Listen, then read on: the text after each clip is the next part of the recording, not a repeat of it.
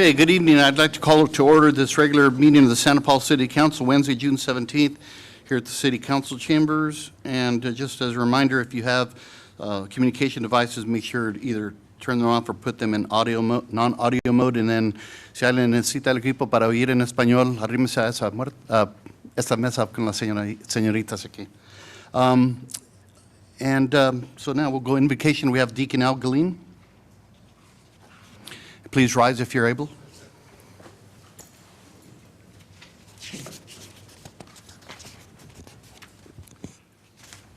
Mr. Mayor, let us pray. Heavenly Creator, we gather here to thank you and humbly ask for your continued blessing on our community. Our country was born in strife, and over the years we have encountered difficulties and conflicts. Yet we continue to be a beacon to many around the world. Give us a strength, wisdom to seek the better good of all of us. We thank you as we celebrate the 250th anniversary. That struggle was based on the idea of life, liberty, and the pursuit of happiness. These values continue to be valid. The founders also recognized the difference among us. But now we pray that these differences are respected, leading to solutions that benefit all. We pray for everlasting peace and the safe return of our men and women in uniform that are here and abroad, that they may return safely to their families. And we remind ourselves that we may never grow weary of doing what is right. Amen. Thank you, Deacon Al Galeen. Councilmember Chavez, would you lead us in the flag salute? Sure. Put your right hand over your heart. Ready? Begin.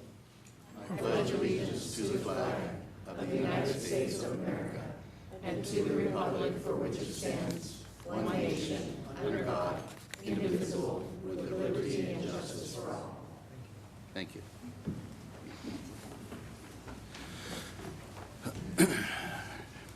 Acting City Clerk, could you please do a roll call? Councilmember Chavez. Present. Councilmember Cornejo. Here. Councilmember Ornelas. Present. Vice Mayor Crosswhite. Here. And Mayor Juarez. Here. All right, thank you. Our Attorney Monica Castillo, do we have a closed session report? Yes, Mayor. This afternoon, the City Council met in closed session to discuss items 5A and 5B on the special meeting agenda. 5A was conference with legal counsel, anticipated litigation, significant exposure to litigation pursuant to Government Code 54956.9D2 and E1 with one potential case in discussion. There are no reportable actions on that item. Second item 5B was conference with legal counsel on existing litigation pursuant to Government Code 54956.9D1. Flores versus the City of Santa Paula, Ventura County Superior Court case number 2026 CUWM 062260, and there are no reportable actions on that item. This concludes my report. Thank you very much. We move on to item number 6, public comment. Do we have any general public comment? Yes.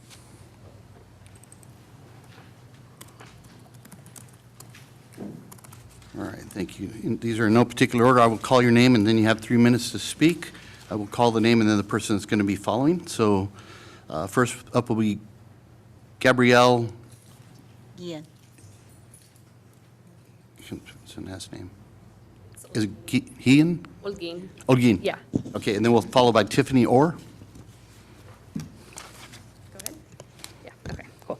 Good evening, Mayor and City Council members. My name is Gabrielle, and I live on the corner of Santa Paula Street and Bradley. I'm here again tonight because I have 2 concerns, and they are directly connected. The first is the dangerous speeding on Santa Paula Street. I first came before the City Council in October 2025 to raise concerns about excessive speeds and request traffic calming measures. And since then, I have spent the last 9 months communicating with city staff through emails and was told I would receive updates regarding developments. Despite repeated outreach, there has been no meaningful follow-up and no visible action to address the safety concerns I originally raised. And then on April 20th, 2026 this year, exactly what I was concerned about happened. A vehicle traveling at a high rate of speed crashed into my home, and that was not a hypothetical risk. This was a preventable event that caused real damage to my property and put lives at risk. The second issue is the city's recent concern regarding RVs on private residential property. What I find troubling is that after 9 months of trying to get attention brought to a documented traffic safety issue, I was contacted regarding the RV code compliance almost immediately after the crash. And most importantly, in that same incident, another vehicle struck my RV. Had the RV not been there, that vehicle would have continued into the other side of my home. The very object that is now being scrutinized by the city helped prevent additional property damage. I understand that the city has a responsibility to enforce municipal codes. However, I am struggling to understand the priorities. I raised safety concerns. I attended meetings. I sent emails. I asked for help before an additional accident occurred. Another accident happened anyway. Yet the response I have seen has been faster regarding RV enforcement than addressing the dangerous speeding conditions that contributed to these incidents. Tonight before coming here, I drove from Peck Road to Bradley and counted 22 RVs on private residential properties. My question is simple. What is being done about the safety issue residents has been raising for months, and why is there more concern regarding RV policies when it should be safety and speed? I would like a public update regarding traffic calming measures, enforcement efforts, traffic studies, and any other plans the city has to address speeding on Santa Paula Street. I would also like a public update regarding the city's proposed RV regulations and enforcement efforts. Given that RVs are common throughout our community, and given that my own RV helped prevent additional damage to my home during a vehicle collision, I am concerned about the necessity and practicality of these proposed requirements. Thank you for your time. Thank you very much. Okay, next we have Tiffany Orr, who will be followed by Maury Gonzalez. Good evening, council members. My name is Tiffany Orr. I am the Vice President of the 400 Craig Drive Mobile Home Owners Association and a lifelong resident of Santa Paula. I am here because we know the importance of working on the rent control ordinance for the mobile home parks. It is still have not been put on the calendar for this year. It is vital that we get the next steps going, and the longer it takes, we find we'll be looking at another application next year from our owners, which will lead to financial burdens to residents of the park. We've had the workshops with the residents of the mobile home parks in town, and today I'm asking the council to schedule the next steps of the meetings with the city council with your agenda 13 tonight. I'm also asking the status of the yearly increase rent.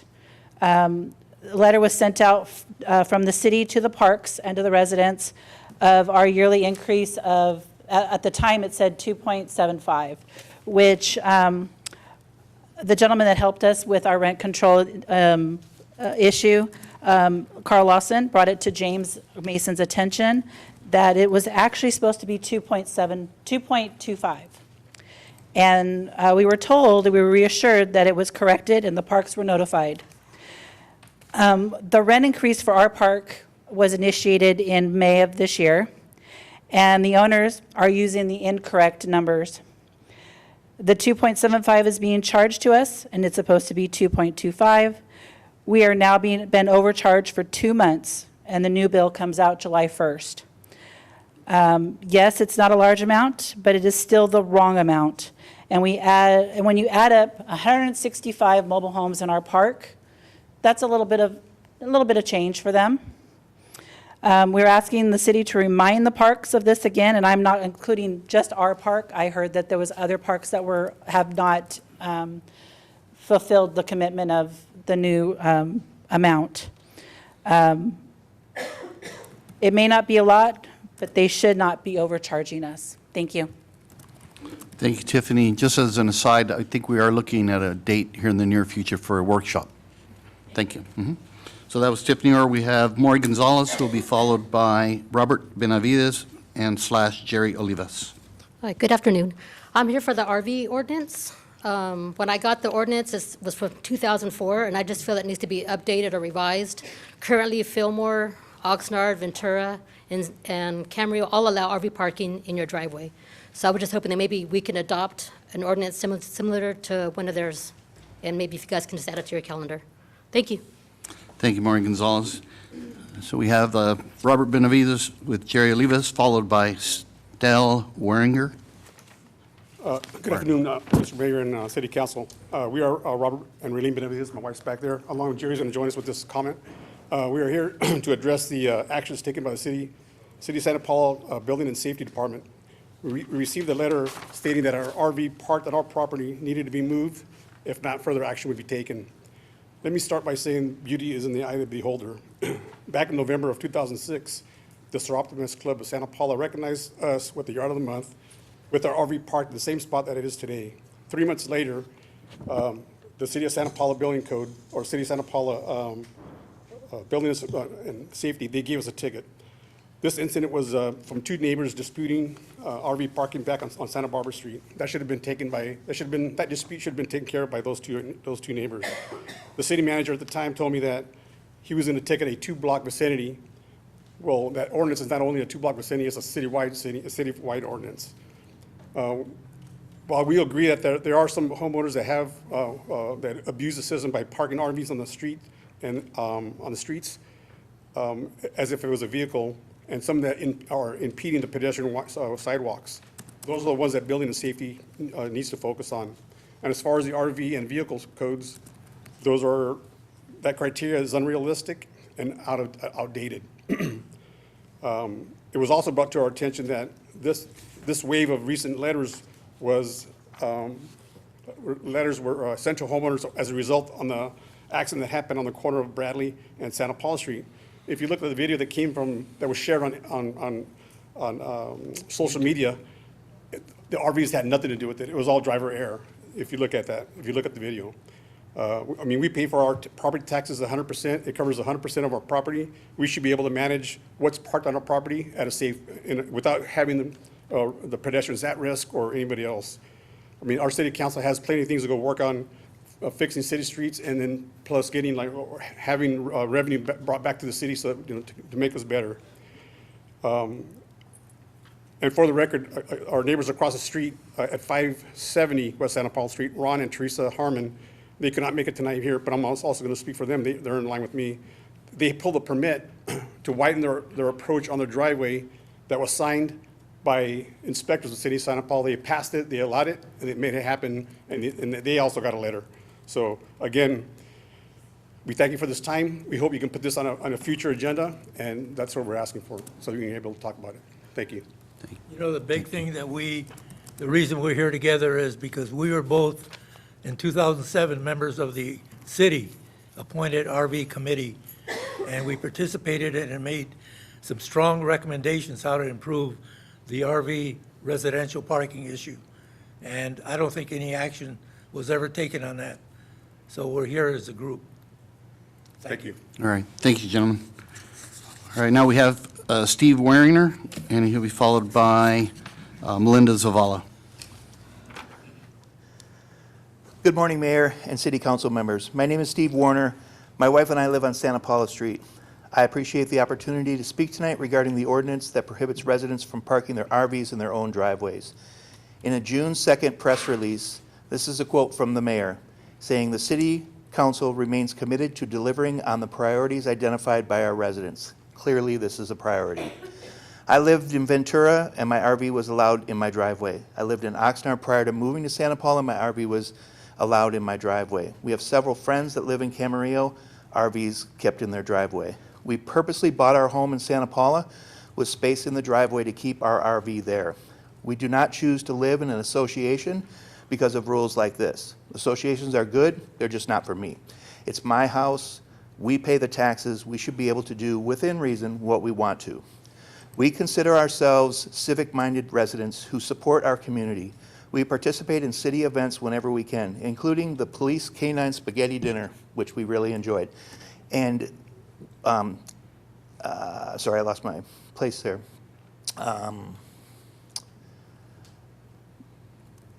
Because I care about the city and community, we are discouraged when the city focuses on regulations like this one, which affect the responsible residents who enjoy RVing and simply want to keep their recreational vehicle on their own property. I understand the city has many responsibilities, but I believe there are more pressing issues that deserve greater attention and resources. For example, the many roads that are in poor condition, including streets near my home and my driveway. My car sets off all kinds of alarms when I pull into my driveway because there's a huge pothole in front of it, and the street is so uneven that it sets all the alarms off of my car that I'm driving off a cliff or something. This is a public safety concern that directly affects residents every day, and much more of a safety concern than RV parking in someone's driveway.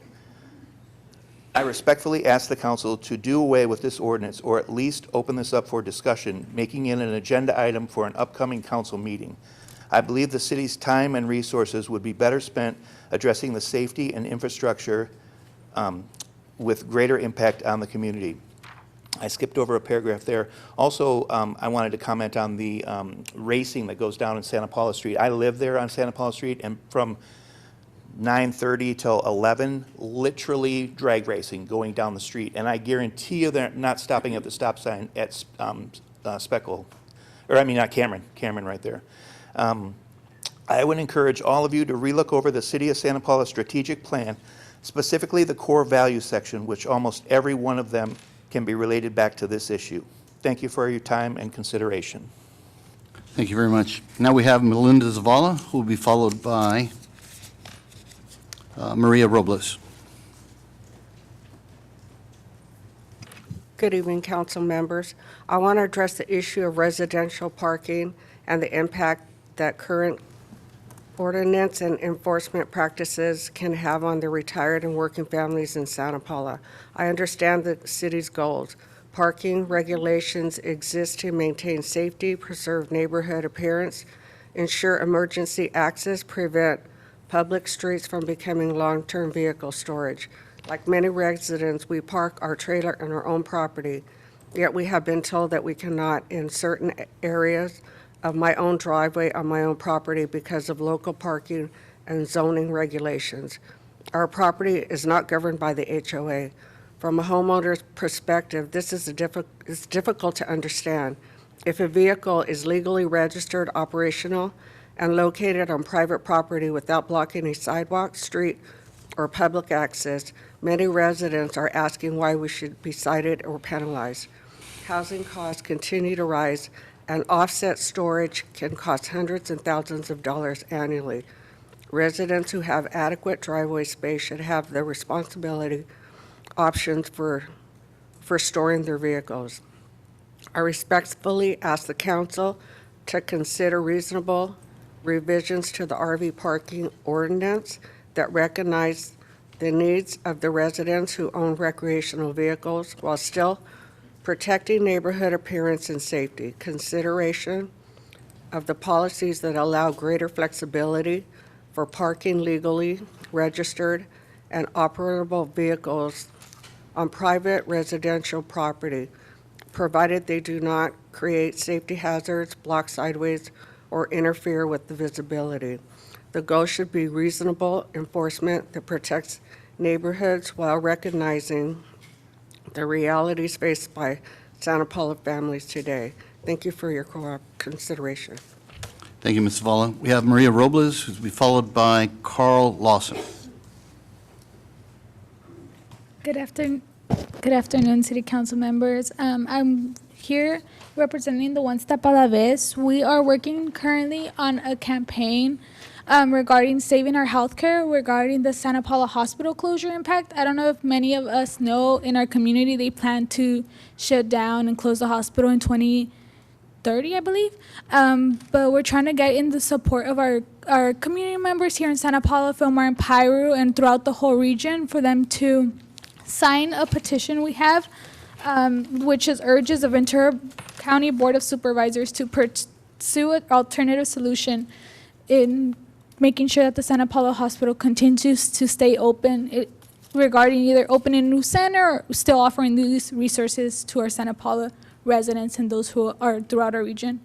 We would really appreciate your support and have our community be able to sign on and be the voice. We want our community to represent our whole region and be the ones that help in one way have the Ventura County Board of Supervisors make the correct decision that could support those who live in this region. Thank you so much. I appreciate you guys this time. Thank you very much, Ms. Robles. Now we have Carl Lawson.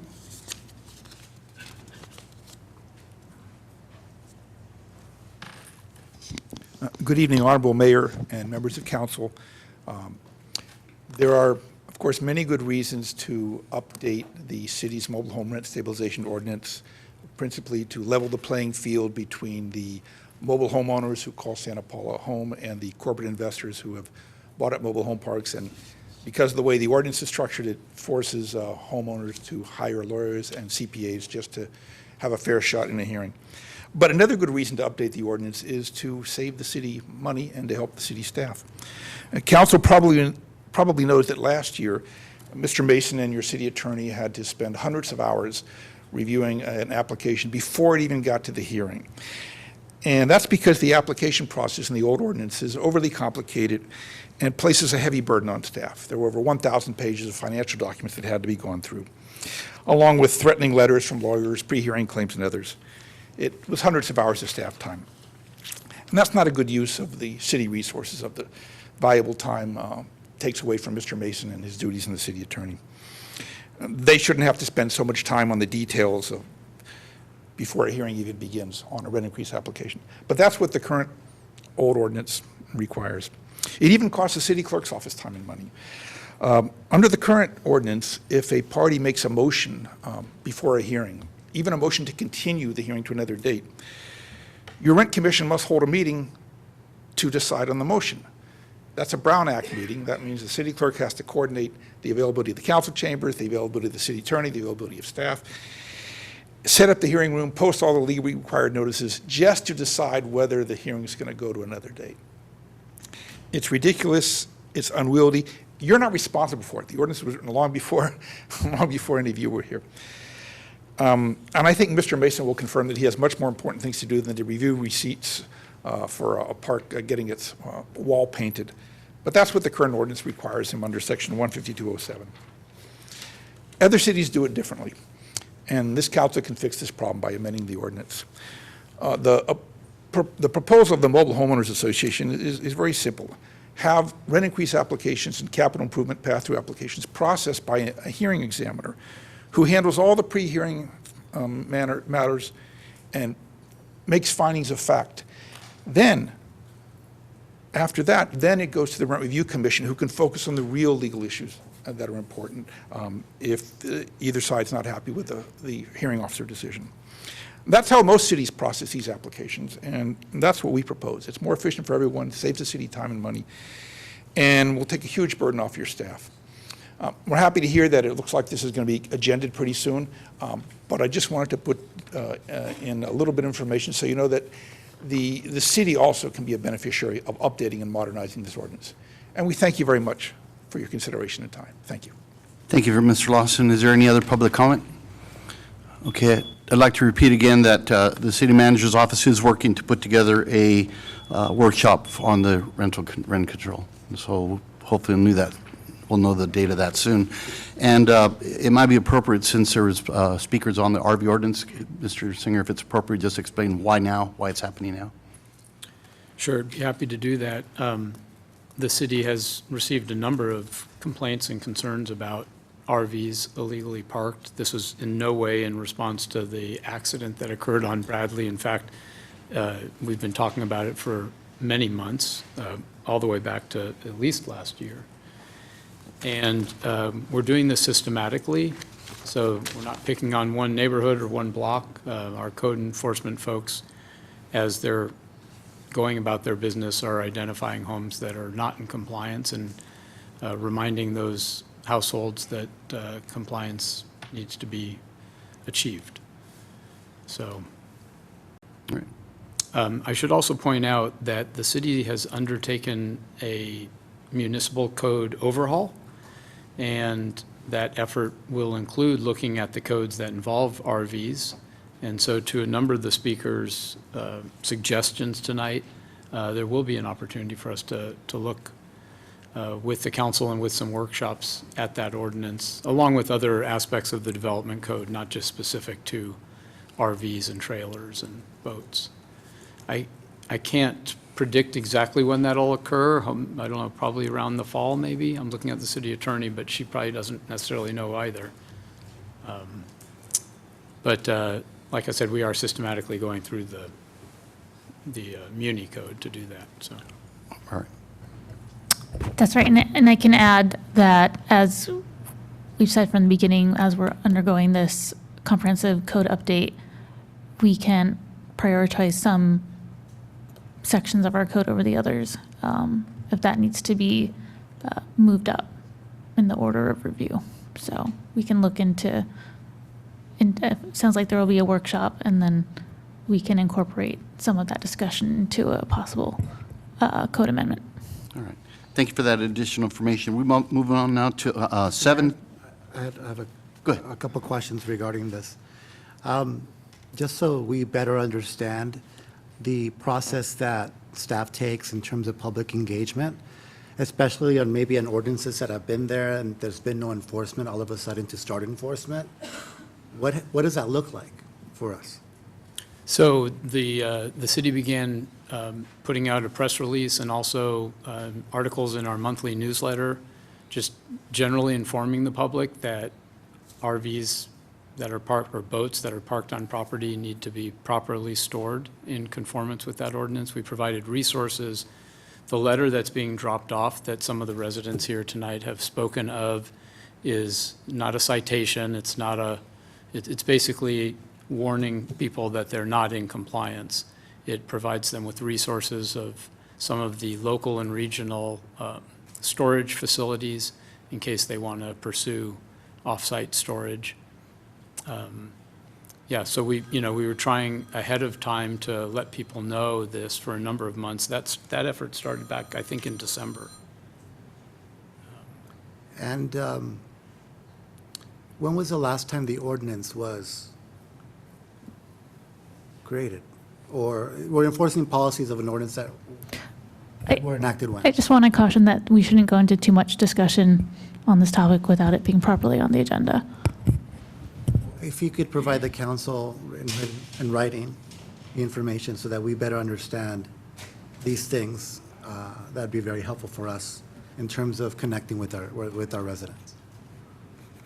That was one regarding the RV notice. And the other thing is, you mentioned the timeline's coming soon. How much time until that decision is made? Which? The mobile home park. Oh, yes. So the next step with the mobile home park ordinance will be a workshop with the city council and the public. It'll probably be held at the community center because we anticipate a good 100 people or so, maybe more. And we're looking at late summer. Okay. So that helps better. We hope to have a date nailed down in the next week or so, and we'll start to calendar that. Okay, I appreciate that. Thank you. Yeah. Thank you, Mr. Mayor. And as a follow-up, we will hopefully have a homeless and housing meeting scheduled soon, and that'll be posted as well. All right, now we move on to presentations. 7A, Pride Month Proclamation. We have a proclamation that I've asked Councilmember Ornelas to read, but we also have one public speaker, Celia Daniels. And Celia, would you like to give your public comment before or after the proclamation is read? After? Very well. Okay. How would we know that that's going to be on a future agenda item, the RV issue? How is that going to be communicated? Yeah, we'll be putting it on our website. We can advertise it in the paper. You can also sign up to receive notifications when the agenda is posted. Okay. Yeah. Thank you. Thank you very much. You know, if I could make a suggestion, if you dig up that 2007 report, you probably find a lot of things that weren't updated to the code. That's what I found out. Everything was a committee, recommendations to the city council, approved, and I don't see it anywhere. Thank you. Thank you, Mr. Olivis. Okay, I've asked Councilmember Ornelas if you would read, and also the person that will be that's coming up to accept the proclamation, Santa Clara River Valley Pride Committee, Chair Brittany Botts, and also Co-Chair Francisco Estrada. Go ahead. They're going to wait, right? Yeah. Okay, I will be reading the proclamation of LGBTQ plus Pride Month 2026. Your microphone. Keep the microphone closer. It's on? Closer. There you go. Hello. Oh, don't lean over my. Okay. Whereas on June 28th, 1969, the lesbian and gay community took a brave stand for civil rights at the Stonewall Inn in New York City, marking a monumental step for equality and justice for all LGBTQ plus people and communities. Igniting the gay civil rights movement and homophobic and hateful rhetoric has led to countless crimes and acts of discrimination, both subtle and overt, against members of the LGBTQ plus community. And whereas a pandemic brought death and devastation to the gay community with the outbreak of HIV and AIDS in the United States, and due to a slow government response, galvanized LGBTQ plus communities into action by creating national, state, and local organizations dedicated to the care of those affected, and an effective lobby to combat hate, homophobia, and discrimination. And whereas discriminatory laws and policies such as Don't Ask, Don't Tell, which prevented gays and lesbians from openly serving in the military in 1993, and the Defense of Marriage Act, which forbade same-sex marriage recognition in 1996, were passed as a country internally struggled to recognize and deal with the rightful societal changes demanded by the LGBTQ plus community. Whereas the landmark decision in 2003's Lawrence versus Texas by the United States Supreme Court struck down a law that paved the path forward to marriage equality state by state. And whereas a tremendous amount of progress has been made since Stonewall, however, members of the LGBTQ plus community continue to be marginalized, face bullying in schools, and discrimination simply for being who they are. And whereas each June, in the month in which the gay civil rights movement began in 1969, cities and towns throughout the United States celebrate LGBTQ plus Pride Month to acknowledge the courage it takes for people to make public and embrace their true selves, become respected members of their communities, and promote equal rights for all. And whereas the City of Santa Paula abhors discrimination of its residents in any form, including race, gender, sexual orientation, religion, or creed, and seeks to heal the damage caused by homophobic and discriminatory acts, Pride Month gives the LGBTQ plus community and their allies an opportunity to celebrate equality, acknowledge their contributions to our community, and provide hope for a better future.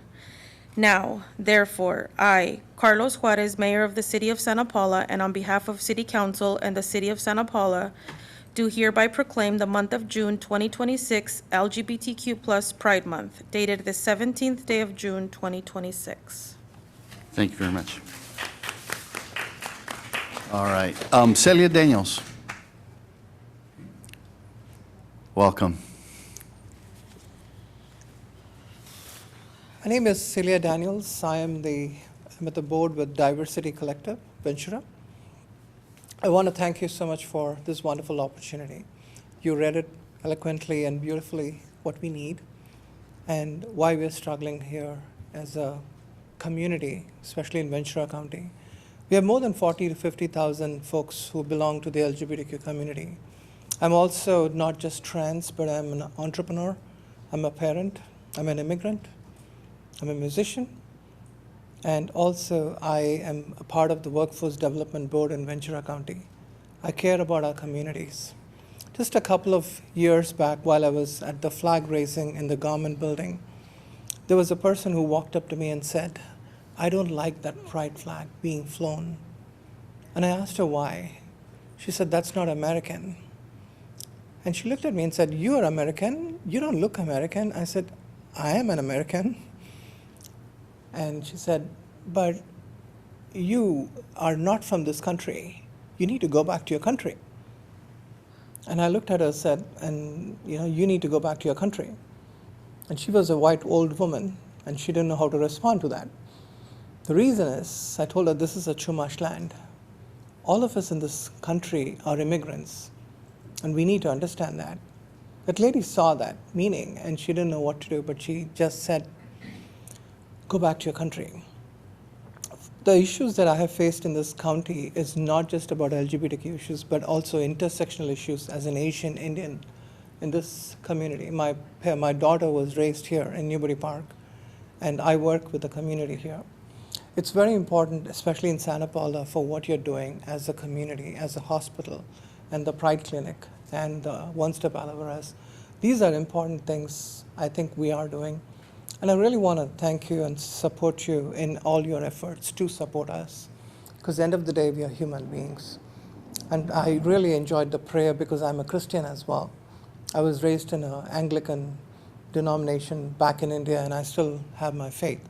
One thing that is important is trans community and LGBTQ community are demonized, polarized, and politicized.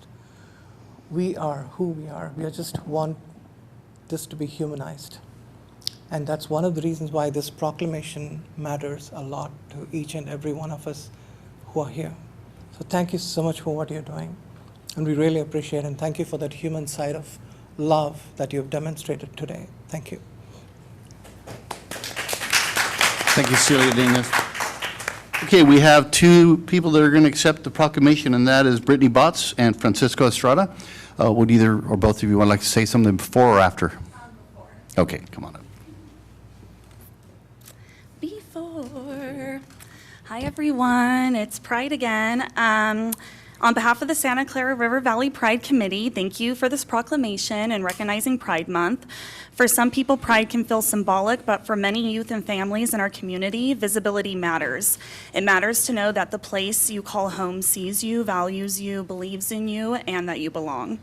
Our committee exists to create spaces where young people and their families can connect, find resources, celebrate who they are, and know that they are not alone. In a time when so much of what people see online can feel divided or discouraging, local community matters even more.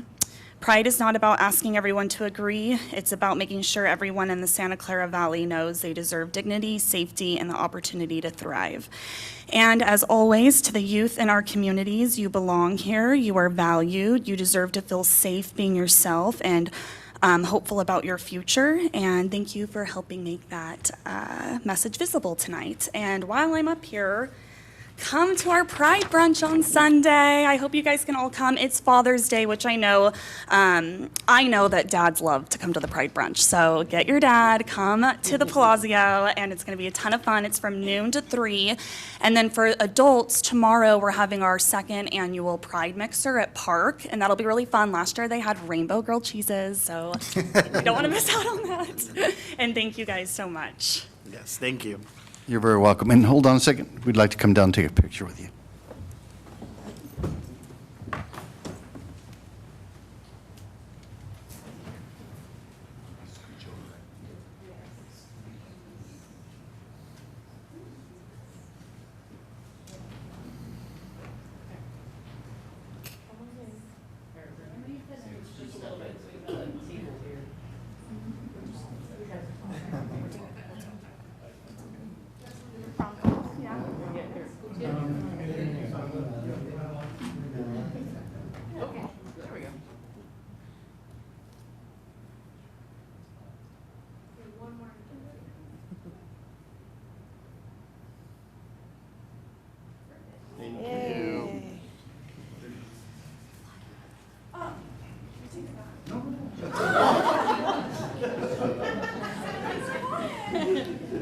Thank you.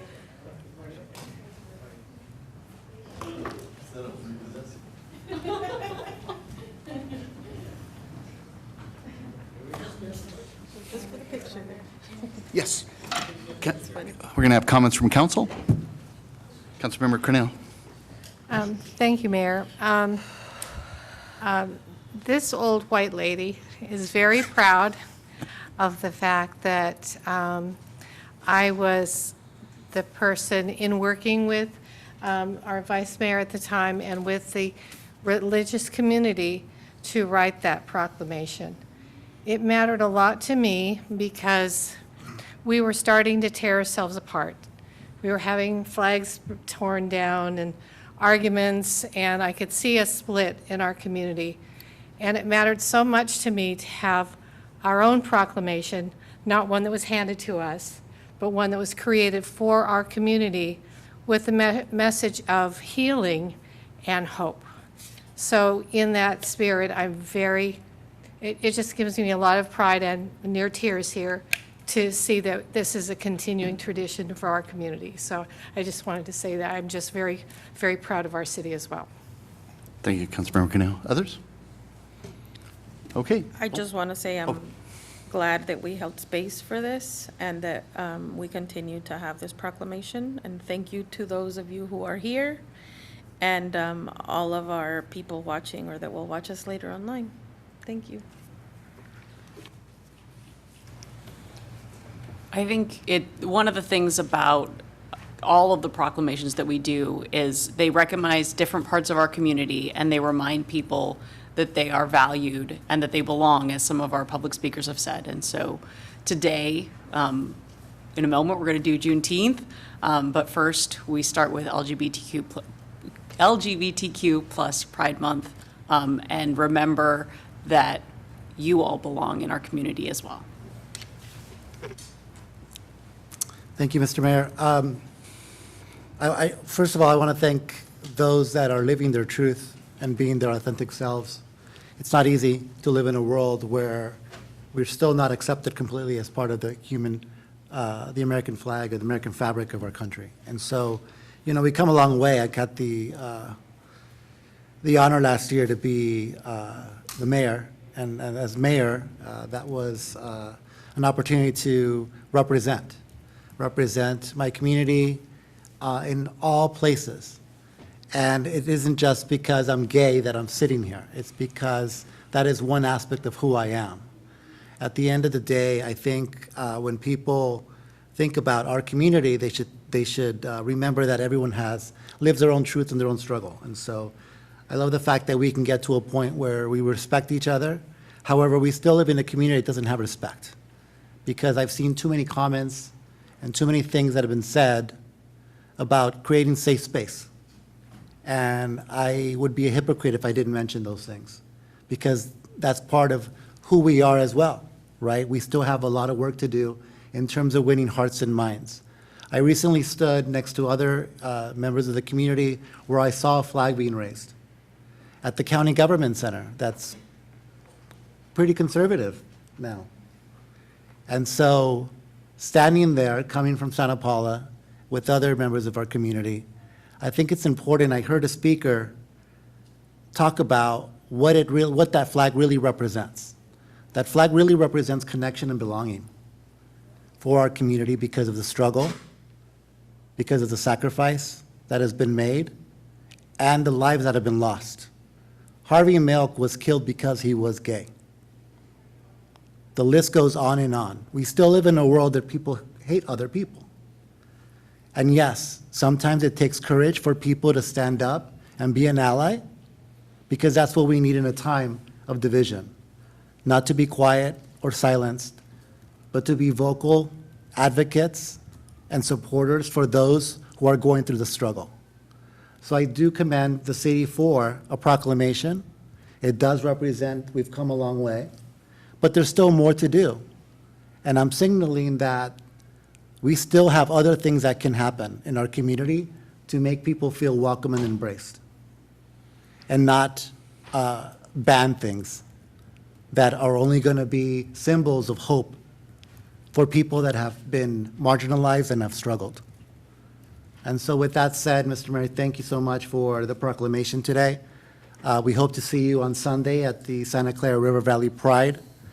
This group of extraordinary volunteers not only gets together to create community and safe space for all generations, but they're also doing some good work.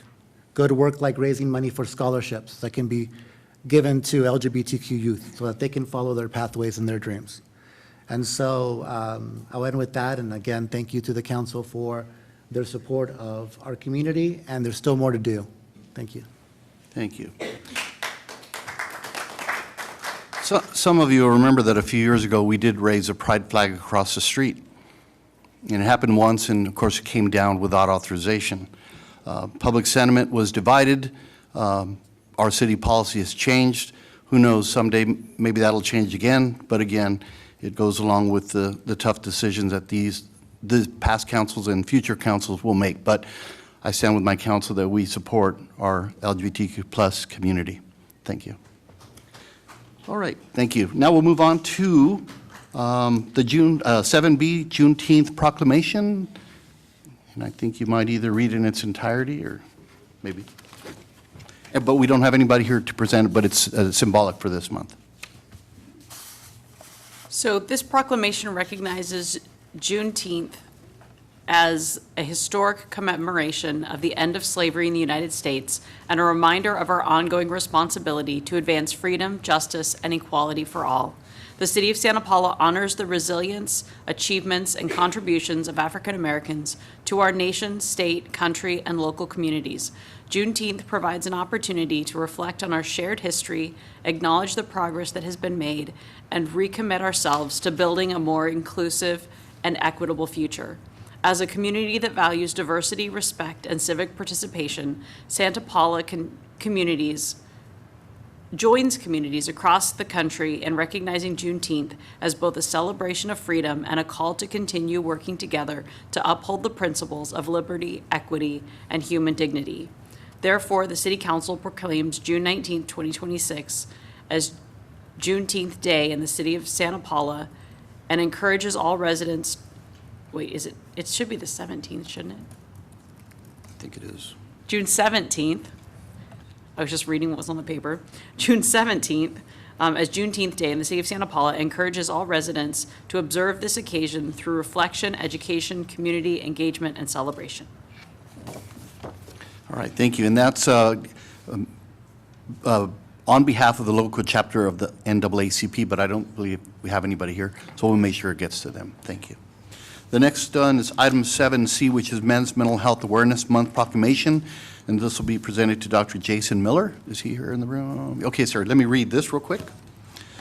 This is Proclamation Men's Mental Health Month 2026. Whereas mental health is an essential component of overall health and well-being affecting individuals, families, workplaces, and communities, and whereas men and boys face unique mental challenges and societal pressures that can discourage them from seeking help, expressing emotions, or accessing mental health services when needed, and whereas according to the National Health Organizations, men are significantly less likely to seek mental health treatment despite experiencing depression, anxiety, stress, trauma, substance abuse, substance use disorders, and other mental health conditions. And whereas raising awareness, reducing stigma, and promoting open conversations about mental health can help save lives, strengthen families, and encourage individuals to seek support and treatment without fear or shame. And whereas the City of Santa Paula recognizes the importance of fostering a compassionate and supportive community where all residents feel empowered to prioritize their mental well-being and access available resources. And whereas Mental Health Month serves as an opportunity to educate the public, encourage early intervention, promote healthy coping strategies, and honor the organizations, healthcare professionals, advocates, families, and community members working to improve mental health outcomes for men and boys. And whereas by promoting awareness and understanding, we can help build a stronger, healthier, and more resilient Santa Paula for current and future generations. Now, therefore, I, Carlos Suarez, Mayor of the City of Santa Paula, on behalf of the City Council, do hereby proclaim June 2026 as Men's Mental Health Month in the City of Santa Paula and encourage all residents to support efforts that promote mental wellness, reduce stigma, foster meaningful connections, and ensure that those facing mental health challenges know that help is available and recovery is possible. Dated this 17th day of June, 2026. Thank you, Mayor and members of the City Council, for giving me the honor of accepting this proclamation. Over time, actions such as these have served to really dramatically reduce the stigma of men and people in general seeking the help that they need. Our community and others throughout the country have increasingly accepted that mental health is just good health and living. Exercising, sleeping well, eating healthy, developing a social support system, being involved in meaningful work and volunteerism, participating in being part of a religious community, practicing forgiveness and expressing gratitude, attending to our own personal wounds and challenges, refraining from social media, and sometimes medical intervention. This message is crucial as anxiety, depression, substance abuse, and existential angst are increasingly affecting men in our communities, particularly millennials and younger generations. By officializing this month, our city continues to send a powerful message, we cannot ignore matters of the psyche, which the Greeks correctly understood as the mind and the soul. If we do so, it is at the detriment of our men, families, and communities. I want to share this recognition with all those in the helping professions and the many men who struggle to move forward every day. Thank you for your leadership, your support, and for helping us build a healthier, more compassionate community. Thank you very much, Dr. Miller. And we'd like to come down and take a picture with you and hand you this proclamation.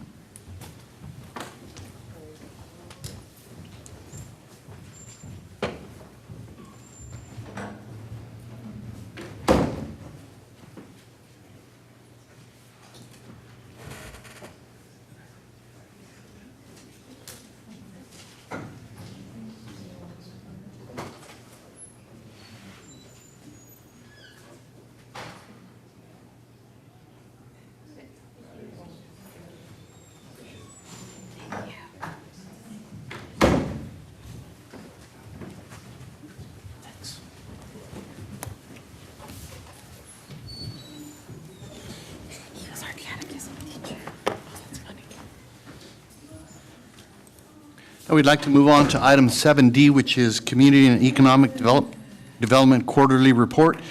This will be presented by Mr. James Mason, Community and Economic Development Director. Good evening, Mr. Mason. Good evening, Mayor and Council. This report covers February through April for the department activity.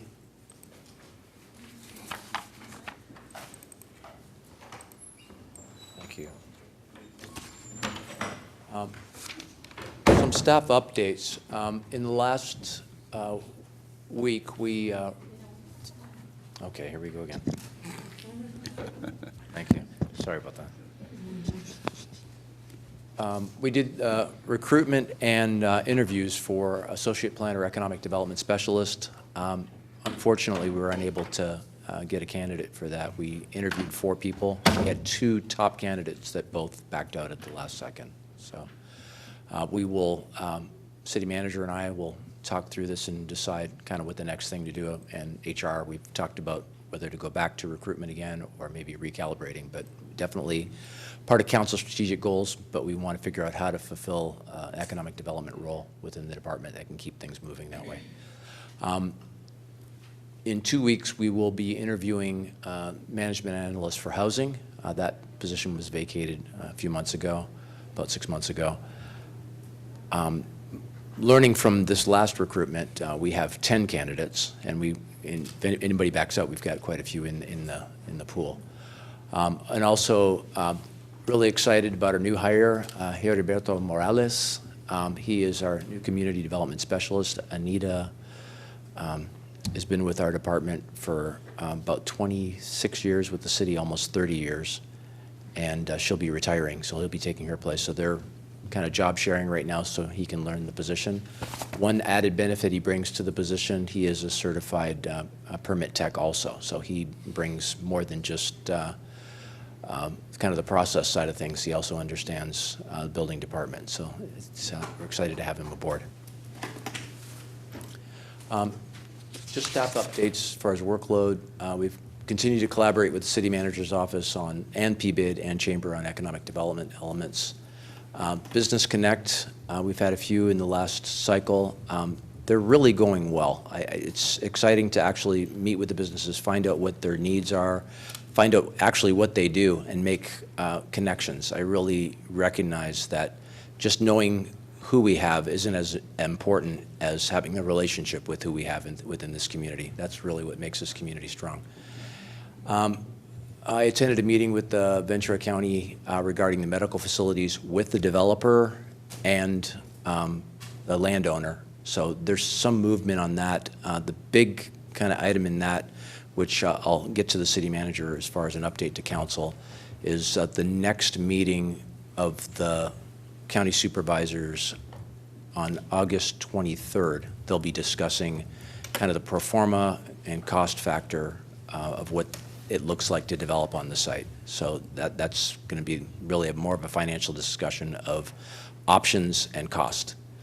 And then continue to do outreach to FathomWorks and Hive Autonomic Innovation Center, looking for opportunities for possible collaboration on either research development or business location within Santa Paula for drone research.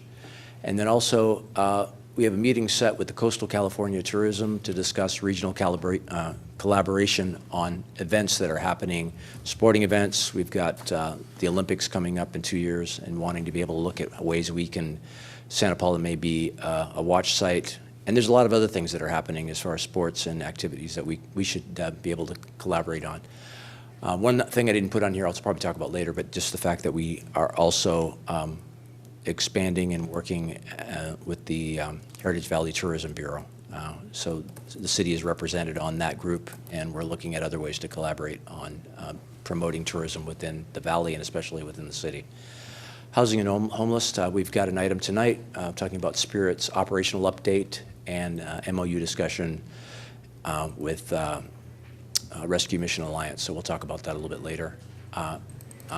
And we do have quarterly meetings with the county continuum of care, and we're collaborating with multiple housing developers on looking at vacant lots and collaborating on development sites. And I'll talk a little bit about that.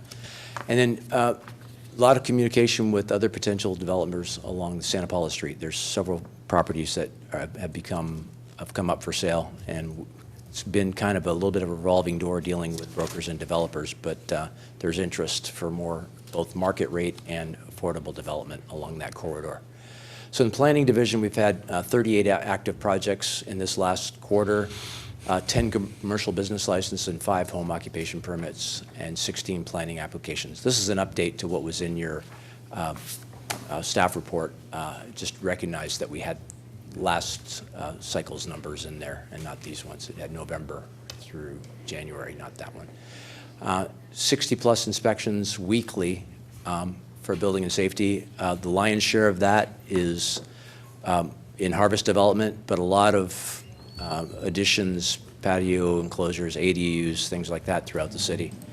And we've really seen a decrease in the number of permits, and this is a trend that we're seeing, a decrease in number of permits, but an increase in the valuation. And a lot of that's just because of harvest development and industrial development, larger projects. Our bread and butter for a long time has been hot water heaters, patio enclosures, things like that. We've got a lot of big development happening right now. And then code compliance, we've had 18-plus inspections a week, and we've had 24 code cases opened, 12 closed within this last quarter. But our focus is really on health and safety issues and referrals. And when I say referrals, basically complaints. We are complaint-driven as far as most of our code enforcement, just because we have so much development going on. It's all hands on deck, just keeping up with inspections on building. And we do now have staff one Saturday a month doing code enforcement. We have a lot of construction activity and vendors that show up on the weekend because there's no one in City Hall. So we are keeping a tab on that. We're also working with Ventura County. They have decided to step up their enforcement of unpermitted food vendors around the county. So we're working in a collaborative group throughout the county to address that. Industrial development, 2 projects. You've probably seen, actually, this Bender Farms development is a lot further ahead. They're getting ready to pour their parking lot, and all the windows and doors are in right now. And the other one, ARP, basically the white building and the blue building is ARP. They're getting ready to do about a 17,000 square foot expansion on that site there to do more warehouse and production. So that's exciting for us, more jobs and more activity.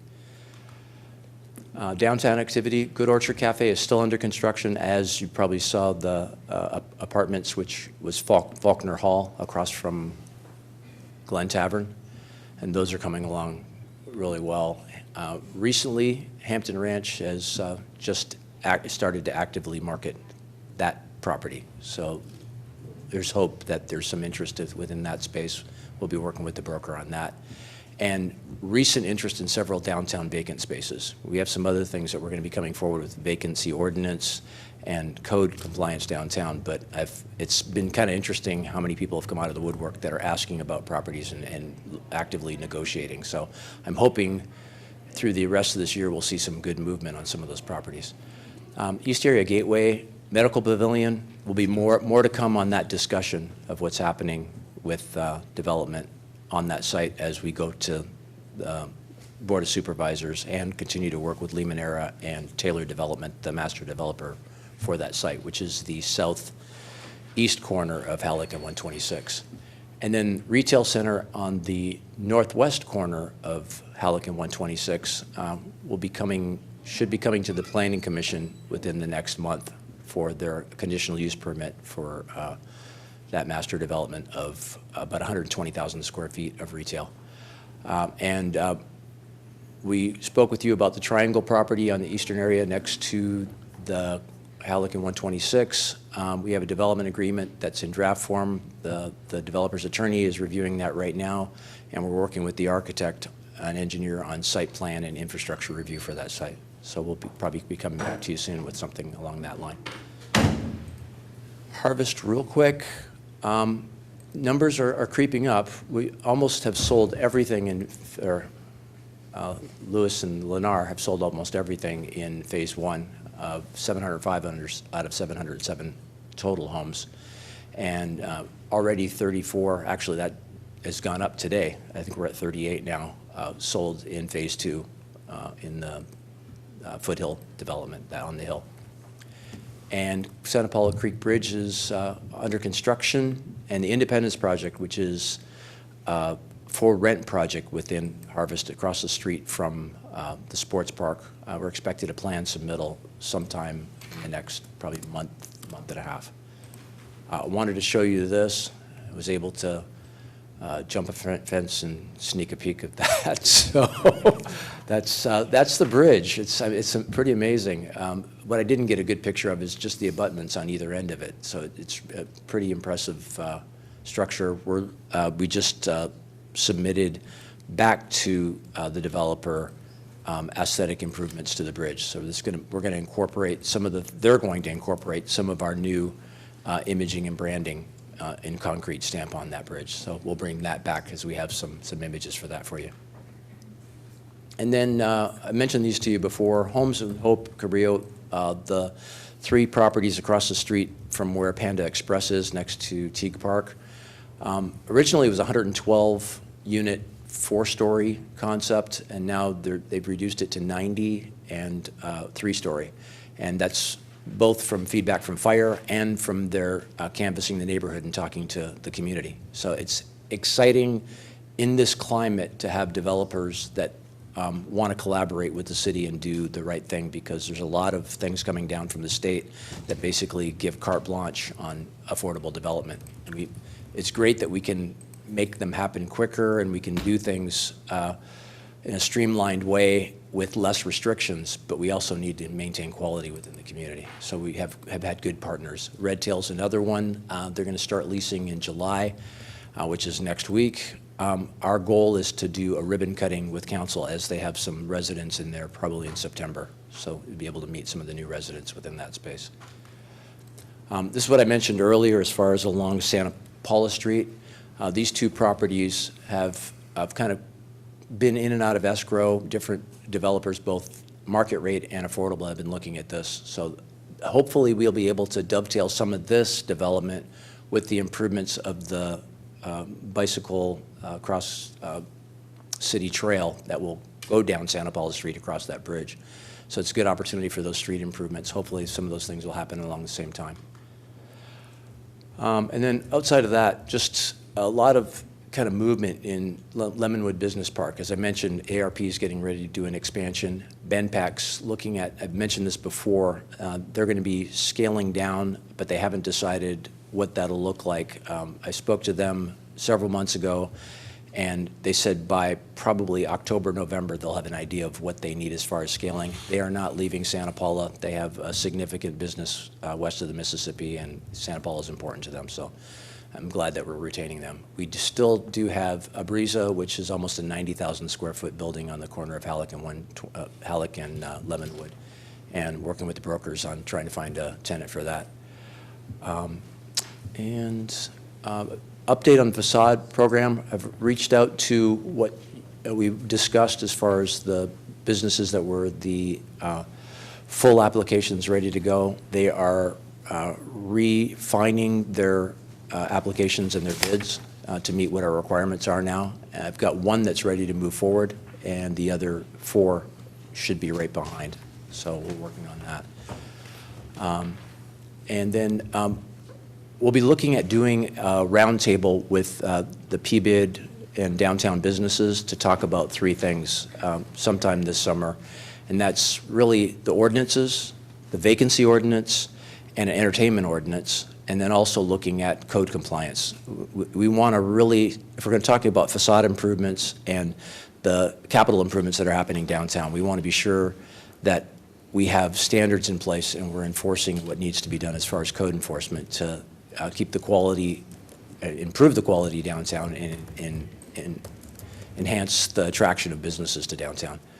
And we continue to have business and broker roundtables, and as I mentioned earlier, the Business Connect. Other activities, we've already talked about it tonight a little bit, but mobile home rent control ordinance, next steps would be a city council workshop, and then at least 2 public hearings would be ordinance readings, and that to get kicked off later this summer. A lot of public records requests. We've really been inundated throughout all departments, but there's a lot of activity within our department that takes a lot of time away from the other things we need to do, but it's just one of the things of being a municipal government. I mentioned Heritage Valley Tourism, and I also mentioned the East Area Triangle, also working with the City Manager's Department and Public Works on farmers irrigation property on Palm for the water yard and looking at negotiations on that. And then I had the opportunity earlier this month to sit on a panel for Housing Opportunities group on small spaces, talking about tiny homes, ADUs, and modular housing. And there's an annual conference coming up in October that we'll be giving you information for. Council members will be able to attend that. That's my report. Be glad to answer any questions or provide more detail. Thank you, Director Mason. Is there questions for Director Mason? Councilmember Cornell. Just one quick question about the facade program. I know that some of the funding for that was coming out of ARPA funds and that they would expire by the end of this year. So I just double checking that the department is watching that so that if the monies need to be handled differently to make sure that we're not losing out on using ARPA funds and that we have enough interest in the program that we will be using those funds. So just wanted to ask your take on that. I think our best take on that is to look at what our opportunity to reassign those funds is, what that window is, because we do have other projects where we could use it on. So if we come down to, we'll talk with the finance director and city manager on when that timing makes sense, and if we're at that point, we'll make that move. Appreciate that, watching that. Thank you. Thank you. Thank you. Councilmember Ellis. I don't know if this can be asked here, but about those funds for the facade improvement and PBID, was there ever progress made or funds actually given to the businesses that had put in an application for that? That's what we're working on right now. The businesses, I have one business who has their application updated based on the new criteria, and they're ready to go. There's three more applications that they're reformatting what they need. It really, the long answer is the choice of whether to just do materials or do materials and prevailing wage. And the trigger point is if they have more than $1,000 of wage involved in their project, it triggers prevailing wage, which significantly increases the cost of their project. So they're kind of sharpening their pencil to decide which way to go and which makes sense. So okay, thank you for that. So the money actually reaching the applicant's hands is being held up by them making that decision, or is it on Correct. cities? Okay. And the timeline depends then on them making that decision? Right. And it's, everyone involved, it's been just about 2 weeks. So I would expect that we should be ready to go at any time. But we're going to, by the end of July, we should have the other one project underway. And it's a very simple one. Okay. And then another question. You mentioned Hampton Ranch. I don't think I've ever heard of that name. It's used to be Tia Babes, the white building. Oh. Yeah, across from the skate park. That's fine. Okay, and what was it that you said about that property? They're actively marketing it. It's been sitting, but they haven't seen it, the really sign, yeah. had it, they've had it for rent or for sale, but they haven't really been actively pursuing that. Because I've sent people over and had them talk to them, and they weren't interested, so. Oh. Has that changed now, or is that just? It's changed now. Okay, cool. For- Thank you. Any other questions for Director Mason? Okay, thank you, Director Mason. This is a receive and file. We'll move on to item 8, City Council reports. We'll start off with Councilmember Ornelas. I always forget something, but I don't think I have anything to report this time. Oh, I attended the high school graduation. Oh. That was really cool. I got to see some of my old students from the mentoring program and from the youth center graduate, which was really exciting. It was nice to see families and everyone there celebrating. Shout out to President of the school board, Dr. Sandoval. He got me the ticket to be able to attend. And I think that's it. I don't think I have any, I missed the state of the city, so that's it for me. Very well. Councilmember Chavez, you have anything? I'll just do a couple of updates. This Saturday, the Santa Paula Social Services Coalition is going to be hosting its Spring into Summer event. It's basically a resource fair. We invite families to come out to the new sports park. It is from 11 a.m. to 3 p.m. And again, it's this Saturday, Spring into Summer. As you know, the city is currently conducting a campaign to repair our farm worker monument, which is first of its kind. And so I invite folks to be part of the campaign. It's a fundraising drive so that they can raise necessary money to repair some of the damage that erosion is causing to the structure itself. And then, we have to continuously plug the importance of staying informed. So please do sign up for our newsletter so that you're in the know and things don't come as a surprise, because it is difficult in an information age where you're being thrown all these things at once to kind of capture something that city's doing, right? So I think it's important to take some time and slow down, get the newsletter, look at the headlines, and if something interests you, please follow up with the city about getting involved and informed.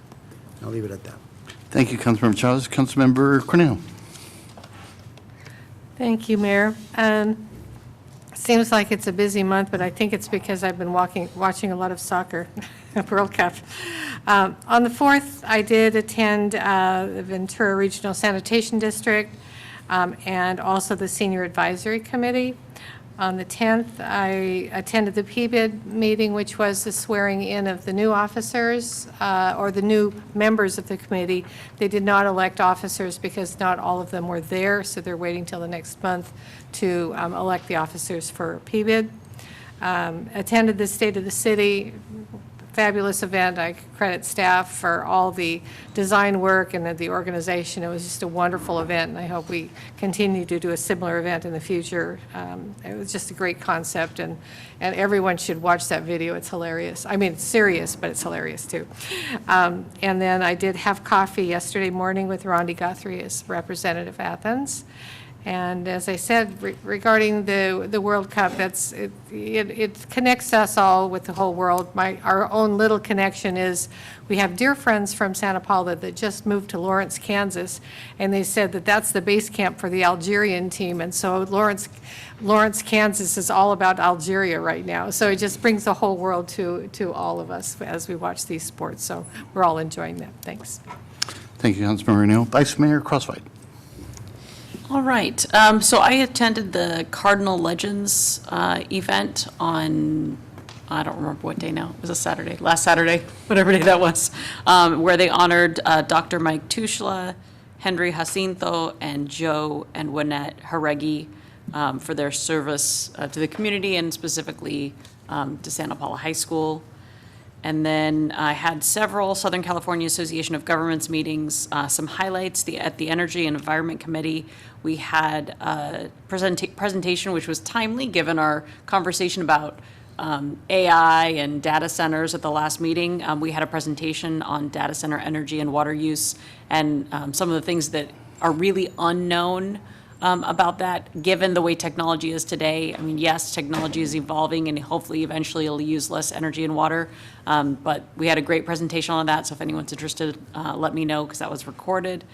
And then we had an update on the transportation conformity anticipated challenges as we're going forward in terms of air quality.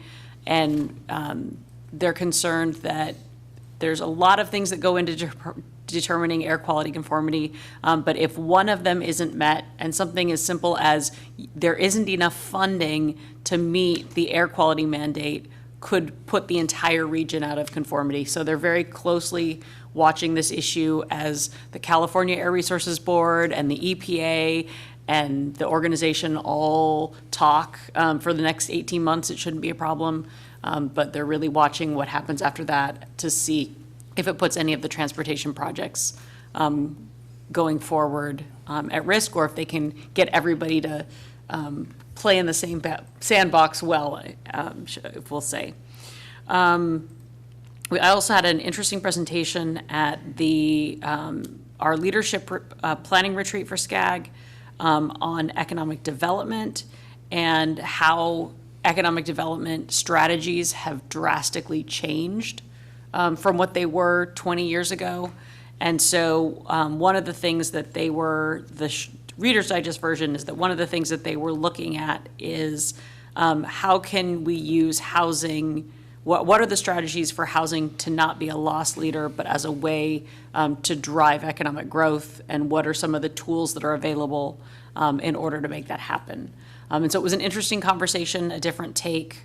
We've done a little bit with that, but it was just an interesting, how do we use, as we look at economic development, how do we look at housing as a tool in our toolbox. So that's, and then I had a presentation at the legislative membership and legislative and membership committee. I have all these acronyms and it's like, okay, wait, what do they stand for? On the Cap and Invest program changes that were recently made by the CARB board, which is the California Air Resources Board, and what the goals of those changes were to try to reduce industries from leaving California to go to other states, and thereby taking their emissions with them, and also to try to address affordability for Californians. But there was an unintended or unfortunate side effect where some of the funding for affordable housing and transit projects were put into the third tier of the Cap and Invest program, and some of those impact VCTC and would therefore eventually impact Santa Paula. And so with that recommendation by CARB to make those changes, they've also asked the legislator to at least have a conversation about addressing those drops in funding.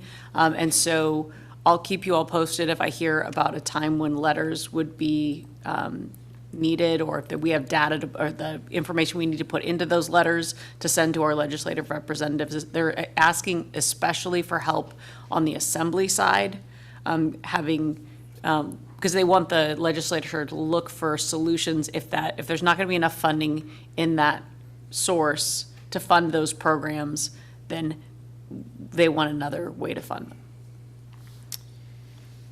And at the Clean Power Alliance board meeting, we adopted the 26-27 rates.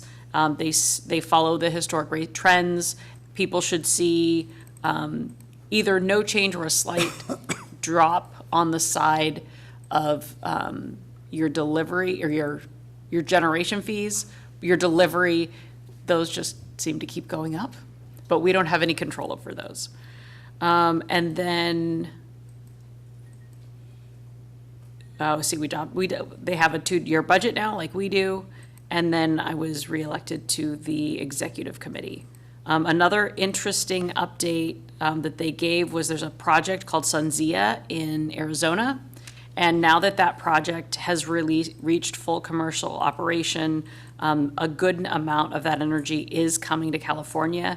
And the state reached a record amount of renewable energy on the grid at night. We reached 60% renewable energy on the grid at night, which has never happened before. So that project is really, that wind project, the winds blow there at night. And so it's allowing that energy to come onto the grid at a time when we normally don't have it. So, thank you. Thank you, Vice Mayor. I attended the Friday, June 5th cruise night and also got to perform there. It was well attended, even though it was graduation night, I believe. So a lot of people came out. Just a reminder that there will not be a July cruise night, just because it comes close to the 4th of July, but there will be a cruise night in August, September, and October. I also attended with other council members of the State of the City, and as Councilman Cornell said, be sure you watch the video. It's informative, it's short, and it's funny. I attended the Coffee with the Cops at Bank of the Sierras, always well attended, and the police officers just really get to mingle and get to answer questions from the general public that show up. Then I walked across the street and met with Ron Guthrie from Athens, and I think that's it. That's all I got. Okay, so now we go on to agenda item number 9, City Manager's Report. Thank you, Mr. Mayor, members of the council. Just real quick, was at cruise night, at Coffee with the Cops, of course, at our State of the City, which was wonderful. And our employees also had a kickoff to the World Cup, a little watch luncheon, which was fun. We got to see Mexico beat South Africa, except that we were over at the community center, and at halftime there was what we thought might be a fire in the attic, but it turned out just to be a smoking part of the HVAC system, but we had to kind of evacuate, so it's quite lively. Thanks to the fire department and our facility staff for getting on that. I just wanted to point out a couple of things. The council will not be meeting on July 1st. Your normal meeting has been canceled, so the next opportunity will be July 15th for a regular meeting. And we have a fabulous 4th of July event coming up out at the sports park on July 4th, of course, starting in the afternoon with entertainment and activities and family fun, and then ending with fireworks. So that's a free event to the community, and people should come on out. I think we counted that, where's Greg? We had, what, 8,000 last year? Something in the 8,000 range, so I'm sure we'll top that this year. That concludes my report. Thank you. I know there's probably a concern on people's minds, I don't know if you know, but since we won't have a meeting, is there any type of enforcement for the 4th of July by our police or fire? Oh, you mean in terms of local enforcement of Yes. illegal fireworks? Yes. Which any fireworks in town are illegal. We'll be actively enforcing. I don't know if Commander has anything further he wants to report, but last year we issued 11 citations. That was a first for us. Those are each $1,000 fines. So 11 families weren't real happy. So be safe, come to our event, and don't use illegal fireworks. Thank you for that. And I do want to add one other meeting that I went, this Monday on the 15th, I met with the resident board of directors of the 400 Momolo Estates. They have genuine concerns. There were several here tonight, and they had several concerns, but one, of course, is going to be addressed with the workshop that we're going to be producing soon. All right, so with Mr. that. Mayor, I just had a quick question for Mr. Singer. Go ahead. As a follow-up to a previous request, the residents want, have we done any additional public education regarding the residents' concerns on public safety issues? We keep having residents that come and tell us about certain hotspots in the city, and some of them, one came tonight that said that it's been 18 months and there's been no action. Has there been any effort, or do you plan on doing something regarding informing the public on what recourse they have to address some of these public safety concerns, specifically around traffic, let's say, or? Yeah, I believe the issue that the woman was talking about has been referred to our Traffic Safety Committee. I don't know if that's been taken up. It had been looked at previously and didn't really qualify for a four-way stop sign. We can't really get into those details tonight, but the best way for our residents to address areas of concern, like the petition you got at your last meeting about speed limits in the Oaks, I believe it was, is to look at our website. We have a traffic safety committee, and members can ask to have things considered for that agenda. That's usually the most direct way to have, because that's a cross-section. It's engineering, it's public works, it's public safety, including fire and police, and they take a good hard look at what these types of requests are, whether it's traffic calming or parking regulations or that sort of thing. Maybe we can do something on the newsletter, maybe, to highlight the recourse that residents have. That'd be helpful. Thank you. Where would you find that on the website? Yeah, it's in our Public Works Department page, and I think it's listed as traffic safety, but I don't. It must have recently changed, because now it's kind of like a form, whereas before it just said you have to email the Public Works Department. So I think they're trying to gather more information to be more. Yeah. Is that sort of what they prefer, is like generating a ticket, or no, when they fill that form out? No, it's a little different than that. Okay. Gathering information allows the public to identify the kind of the All right, thank issue you. that they have. Okay, thank you. We move on to consent, or I'm sorry, item number 10, consent calendar. Background information has been provided to the city council on all matters listed under the consent calendar, and these items are considered to be routine by the city council and are normally approved by one motion. If discussion is requested by a council member on any item, or a member of the public wishes to comment on any item, that item may be removed from the consent calendar for separate action. And we have no public comment, do we? Okay. No, but I have a question on item 10F. I'm concerned that we may not be able to actually adopt that on the consent calendar. Can we vote to move it as to be an action item? Yes, I was going to say that this should be moved to an action item. Because I adoption noticed of- in the resolution itself, it said that no revisions or updates could be adopted on consent. And so then I went and looked at the law, and I was like, no, we Yeah. can't adopt the other thing there Yeah. either. So do we need a vote to move that to action items, or can we just move it to action items? Can the mayor? The mayor can move it to Okay, action so items, moved. yes. We'll move item, let's see, what was that? 10F. 10F to the regular agenda item, move it from a consent calendar. Motion to approve consent calendar items 10A, B, C, D, E, G, H, I. Okay, so it's been moved? Second? Been moved and seconded. Any discussion? I just have one question, and it can be answered, and that's on 10D. And I had brought this up at our last discussion about outside vendors or third party, if they're subject to also disclosing if they utilize AI in their documents that are then going to be utilized by the city. And I had a conversation with our city attorney, and I think you might have had just a paragraph we could put into our policies about outside consultants in our AI policy. We can include in our policy that a future amendment or agreements with our consultants also attach a copy of our AI policy so that they are aware Okay. that it applies to them. That's just an amendment to this? Yes, Just a point of clarification, are we amending the policy that's before them, or are you talking about language within our professional service agreements?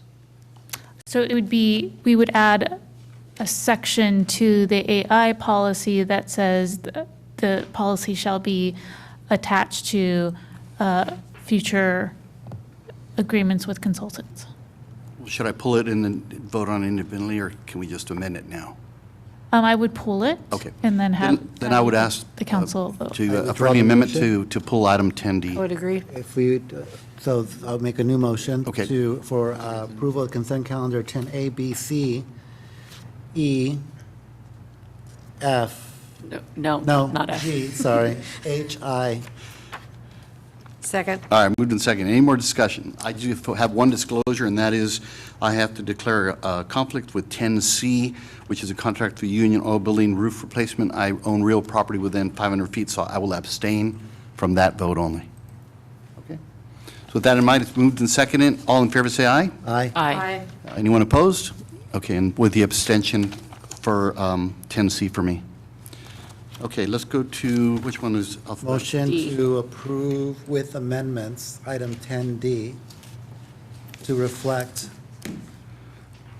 the addition of, can you, We will add a section that indicates in the policy that it will be attached to future agreements with consultants.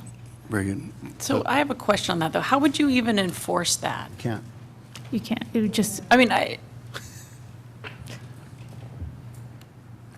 It would have to be self-enforcing. And really, we'd have no way of knowing if someone disclosed to us or not, but at least they would be aware of the policy and the concern that the policy addresses, which is that there be appropriate and inappropriate uses of AI and that there be human oversight of it. So, Or worst case scenario, if something got through and then somebody discovered it later, we can always go back and say, well, we followed our policy, they didn't, or. Is it necessary to include the whole policy as part of each packet, or could we do it as a paragraph referring to the fact that we have oversight and an AI policy? I don't know. I don't want anything to be so cumbersome on all contracts to do that, so I defer to staff and attorney for that. well, in either scenario, there's going to be a change needed to our template agreements if that's what the council so desires to, if you want to incorporate AI standards with your consultants, then that's what must happen. I can't imagine that there's, I guess my concern is, I'm not sure that this is something that anyone has done at this point. And so I'm not sure that I want to jump in. We spent a lot of time on what's here. Yeah. And I know that that was raised last time, but I don't know that I want to jump in without really having had time to find out if anyone else has even done this, to try to impose our internal policy on, because it feels like the onus needs to be more on us to determine how we're engaging. But I just don't, I don't know how we can. I mean, there's no way to enforce it, right? True. So I suggest we leave the policy as is until we have more information down the road in terms of our enforcement internally, because we can't control contractors. And the contractor or consultant's not going to tell you they're going to use AI, because at that time, oh, well, then I'll use AI, I won't need you. That can make that case. They're not going to make that, right? They're not going to shoot their own foot. I mean, and they're still going to be liable for their work product. Absolutely. If they turned in a work product that we found to be deficient in facts or something, then that's going to very quickly their companies, people are going to find that out, and then, people aren't going to use them, and I don't know. I'm not sure that this policy right here, I mean, it's something to keep in mind for future conversation, right? Especially as AI evolves, but I'm not sure if right here in this moment, putting it in here necessarily makes sense. All right, well, it's been moved by Councilmember Chavez. I don't think it was seconded, so if you want to withdraw. I withdraw it and approve item 10D as is. Very good. and I okay. do think, at the discussion at your last meeting on this policy, my note was that, the city attorney was going to look at whether or not there are standards that are being developed. It maybe we're too soon for that. So we'll keep our eye on Okay. this. I'm good We're with not that. just going to ignore it. I'll second that with a comment. I do think this is going to be developing, as you Yeah. stated. So we'll probably have to revisit it as we all realize what we're dealing with in the future. It's a developing thing. All right, so it's been moved by Councilmember Chavez, seconded by Councilmember Cornell as presented. No amendments. Any further discussion? All in favor, say aye. Aye. Anyone opposed? All right, it passes. Thank you. Now we'll move on to Vice Mayor. Yours was? I moved 10F to action. We moved it to Oh, we action moved it to items, so action. I think we Okay. would do the public hearings and then. Okay, return so to we're it. done with that. All right, so we're done with the consent calendar. Let's go ahead and move on to item 11, public hearing. The first one's going to be the Santa Paula Geological Hazard Abatement District fiscal year 2026-2027 annual budget and assessment levy. City Clerk, verification of posting by notice, or notice?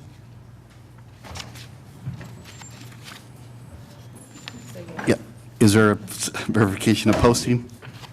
I'm sorry, what? Verification of posting by the City Clerk? Oh, yes, they've been. Okay, thank you. Declaration of conflicts, if any? No. All right. Declaration of ex parte contacts, if any? Very well, thank you. Okay, we're going to open the public hearing and we have a staff presentation. Yes. Welcome. And you are? Good evening. My name is Haley Ralston. Thank you, Haley. Okay. My name is Haley Ralston. I am a geologist with NGO, and NGO serves as the Geologic Hazard Abatement District Manager for the Santa Paula GAD, which includes the Ridgemark at Vista Glen development at North 10th Street and Coronado Circle within Santa Paula. The GAD was formed back in the mid-late 2000s, and GAD's main purpose is for being an emergent or a state-level public agency equipped to respond to geologic hazards within that community specifically that may arise over time. If you may know, that community sits atop a ridge top in a very hilly area, part of the Santa Paula community. So tonight before the board is a resolution adopting the annual budget and setting the assessment levy at $1,292 for fiscal year 26-27. The proposed budget anticipates about $71,700 in total expenditures and anticipates approximately $130,000 in total revenue. As part of the annual budget preparation, an analysis of the GAD's reserve fund balance was performed, and it has been determined that an adequate reserve fund balance has been maintained through fiscal year 25-26 and is ahead of pace to reach its 40-year reserve target, as calculated in the original engineer's report passed. The GAD's reserve account balance is anticipated to be approximately $877,000 at the end of the current fiscal year and is anticipated to be approximately $935,000 at the end of fiscal year 26-27. Even though the GAD is ahead of pace in reserve accumulation, it is prudent to keep pace with inflation. Therefore, we recommend an assessment levy of $1,292 per resident for fiscal year 26-27, which is a 3.68% increase from the levy last year, in accordance with the published annual CPI for April. Each fiscal year, the GAD's reserve fund balance will be compared to the target reserve balance, and an annual budget and recommended assessment levy will be brought to the GAD board for review and approval. GAD staff recommend adopting the resolution as prepared, but we're available for any questions the board may have. Thank you very much. Do we have any public comment? Okay. So at this point, we'll go ahead and close the public hearing, and now discussion from council. Questions for Haley? Okay. If not, then anybody would want to move the item?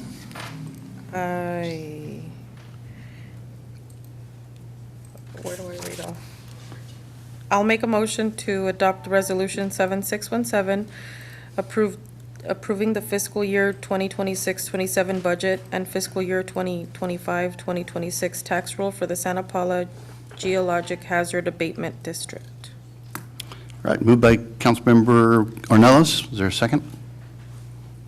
Second. And moved by Councilmember Corneo. Any discussion? Okay, hearing none, all in favor say aye. Aye. Anyone opposed? Okay, thank you very much. I think you're coming back, aren't you? Sorry. Aren't you coming back in a moment? No, I'm not presenting that item. Okay, thank you. Mr. Goodman. All right, thank you. Okay, now we're going to 11B, which is also a public hearing. So we'll go through the same format.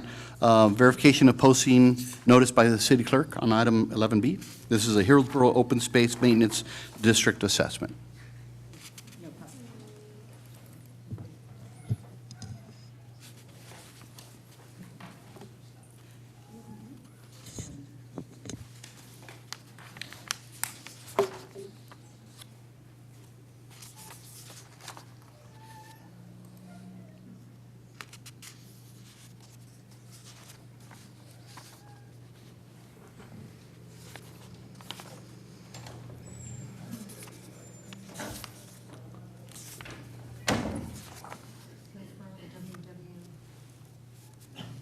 Is it posted?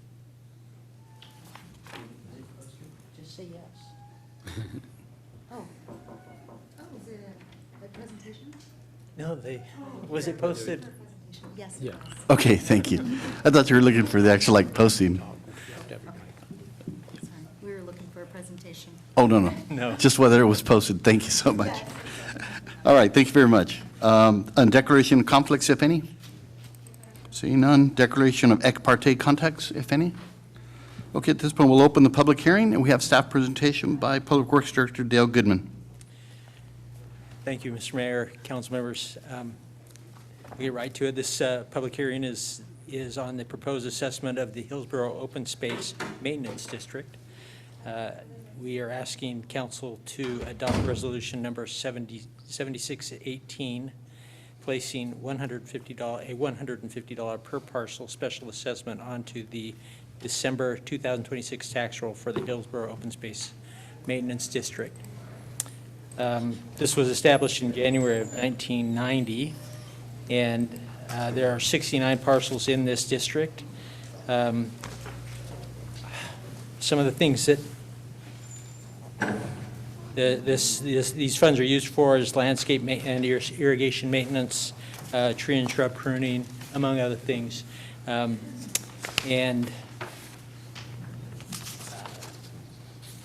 there's also an existing detention basin and storm drain outlet adjacent to Loma Vista Place that has experienced some deterioration in the last few years and needs to be replaced. So that's what this fund was established for. It's nowhere near as large and dramatic as the GAD because it's just a maintenance district and not a geological hazard abatement district. So that's why the lower amount of $150 per unit. And with that, I'll take any questions you might have. Thank you very much, Mr. Goodman. Do we have any public comment on item 11B, the Hillsborough Open Space Maintenance District Assessment? No. Thank you.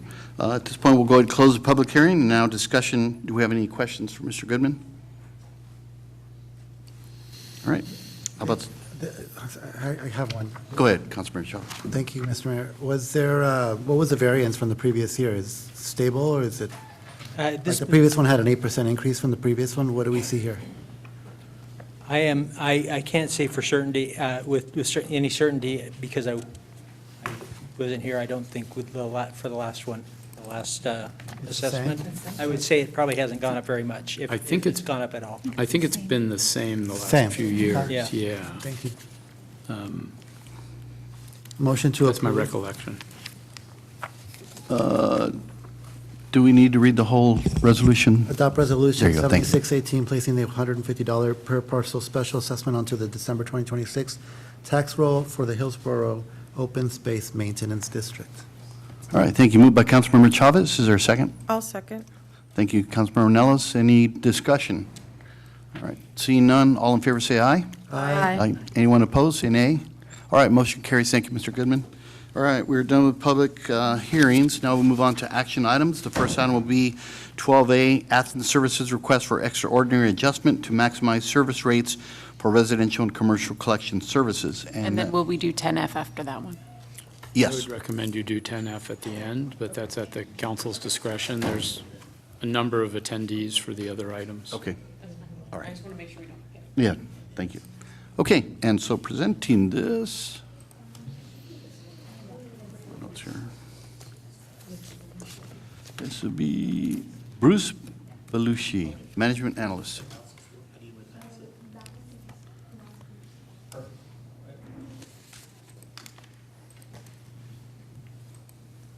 Okay.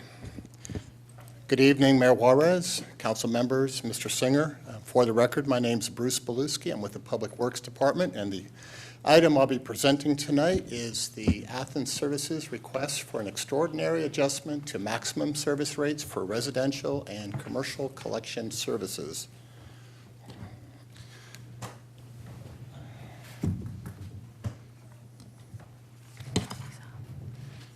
Okay. So my presentation, it's going to be a multi-part presentation. I'll do a portion of it, and then when I'm concluded, I'll be passing the baton to the city attorney, Monica, for continuation with her portion. So what I'll be discussing is how did we get to where we are today? Just real quick before you go on, are we being televised or not? I don't see the screen. Yeah, Do you well, see that it? screen's on. That one's on. Let me ask at the back. Give me a second. Yeah, but do you normally have a screen on that side? Yeah. Did the screen go blank? It's been blank.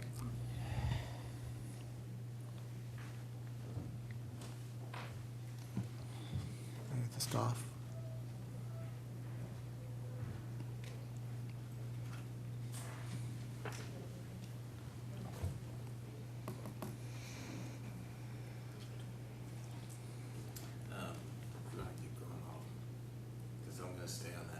Yeah. Okay. He'll try to fix it. There's no disruption in our broadcast, right, James? No, it's going to stay on. Okay, good. All right, thank you. Please continue. Just all one. So now I've Oh, now that won't, now they all went off.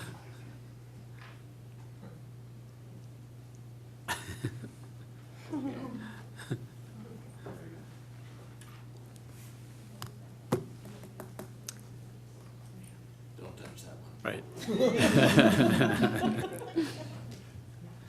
Okay. So would you like me to continue now, or do you? Yeah, please do. Okay.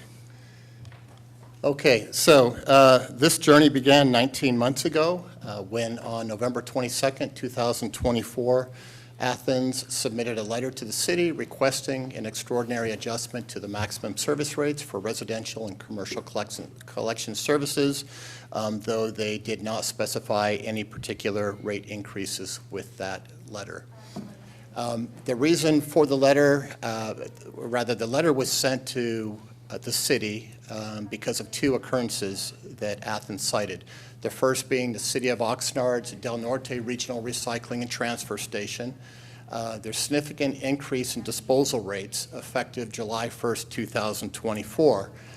The second reason they cited for the cost increases was the California Department of Food and Agriculture's Santa Paula area quarantine for the citrus HLB greening disease, and then the subsequent rejection of green waste generated from the Santa Paula area by Del Norte, effective October 7th, 2023. This resulted in Athens being forced to, over a period of 10 months, to drive a 35-mile one-way trip to Athens Sun Valley disposal location. On January 16th, 2025, Athens sent a letter to the city specifying requested rate increases of 8.11% plus a trash CPI plus a 1% increase effective in 2029.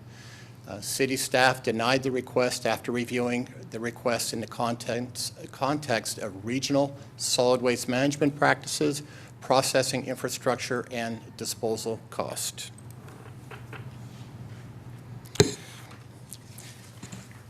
On June 30th, 2025, Athens sends a third letter to the city offering two different rate options, the first being a 3.55% increase to the base collection rates to address increased disposal costs, plus a 9.4% one-year increase to address quarantine-related revenue losses. The second option was a 3.55% increase to the base collection rate to address disposal costs, plus 2 consecutive years of a 4.7% increase to address quarantine-related revenue losses. Both options were lower than the prior requested rate increase due to Athens' subsequent success in implementing cost-saving processes and cultivating more cooperative arrangements with regional processing facilities owned by other waste collection companies. On August 6, 2025, city staff presented Athens' June 30th rate increase request to City Council. After impassioned presentations and much deliberation, Council directed the creation of an ad hoc committee consisting of then Mayor Chavez and then Council Member Crosswhite and city staff to research issue in the greater detail and to return at a later date with a recommended action for council. And finally, on December 4th, 2025, after further negotiations with ad hoc committee, Athens sends a fourth and final letter to the city seeking 3 consecutive 1% increases to the base collection rates effective October 1, 2026 to address both increased disposal cost at Del Norte and citrus quarantine-related revenue losses.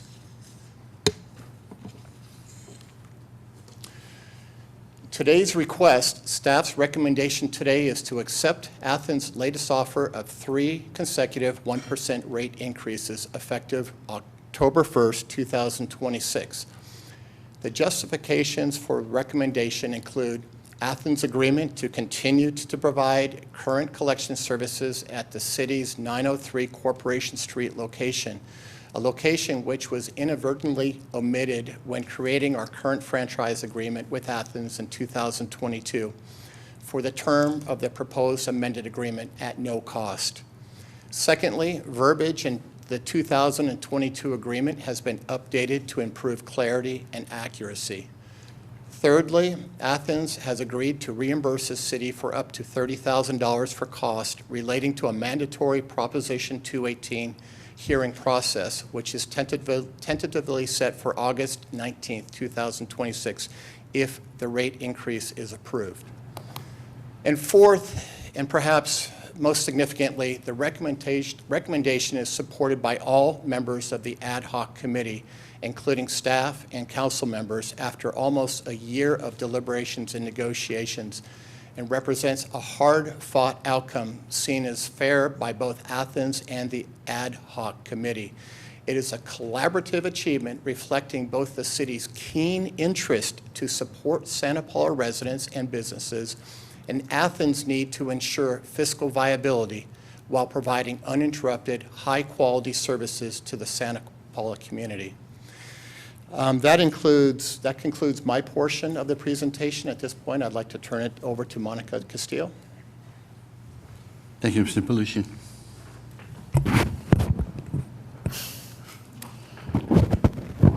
Excuse me while I fix this microphone.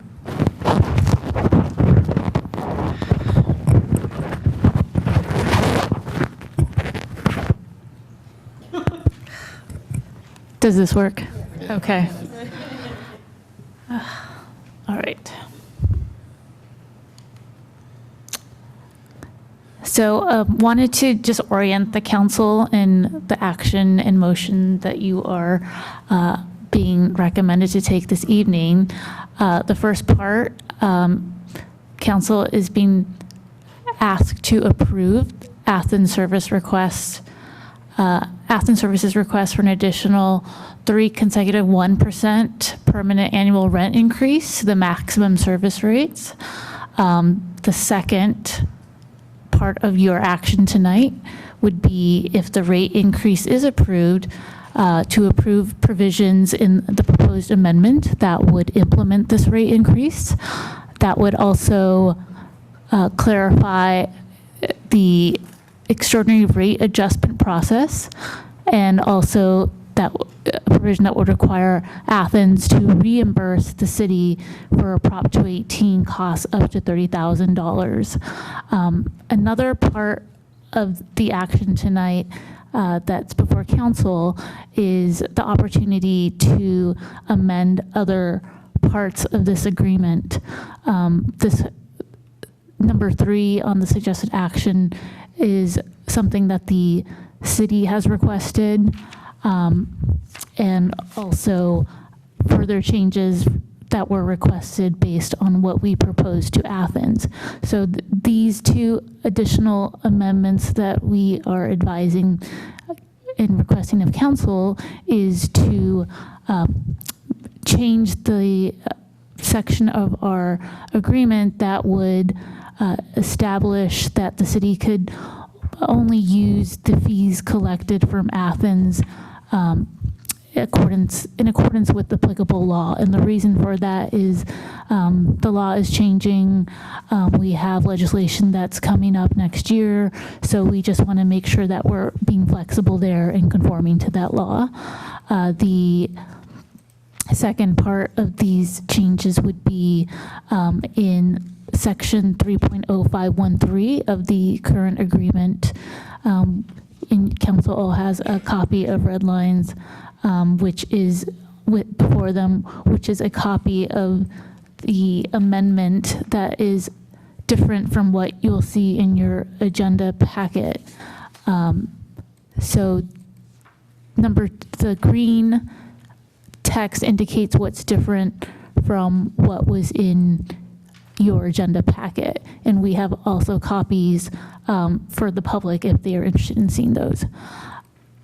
Number 4, council is going to be asked to authorize the city manager to execute the proposed amendment with any approved provisions specifically authorized tonight. And we're also requesting, because we want to make sure that Athens Board is in agreement, that we have authorization for our city manager to approve any other provisions consistent with the city council's intent. And with that, I will move on to the next slide, which describes what changes have been made and that are also in your red line. So here we have added to the amendment specifically that the city shall use the fees remitted to the city pursuant to certain sections which describe the solid waste management fee, the household hazardous fee, the stormwater quality fee, and the franchise fee, each representing a certain percentage of revenues that Athens receives and then remits to the city. Then this shall be only used in accordance with applicable law. So this red line here reflects what's different than what's in your packet. This next amendment is to the provisions of the current agreement, 3.0513 and 4.0811.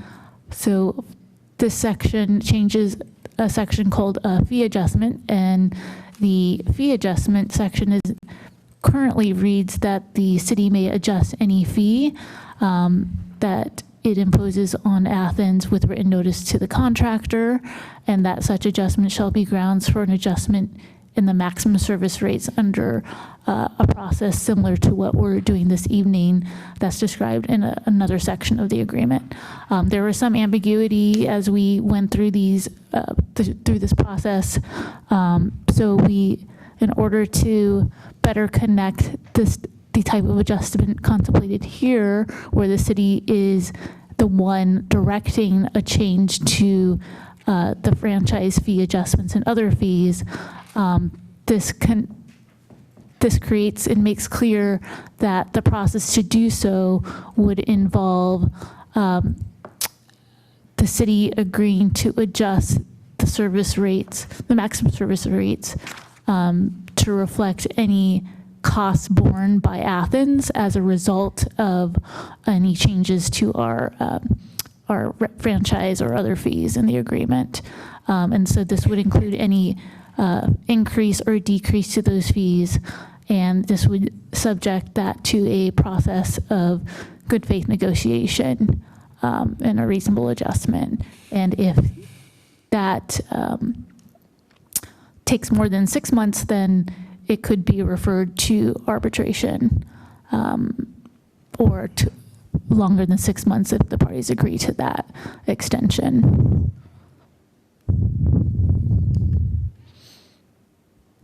And then this change to section 4.0811 is really just connecting the prior revision that I described about the fee adjustment, so that the city, so that Athens can apply for a rate adjustment if the city directed a fee increase. That should actually say fee adjustment, as specified in section 30513. So city directed fee adjustment is what's in front of you now in your red line, and this slide is incorrect.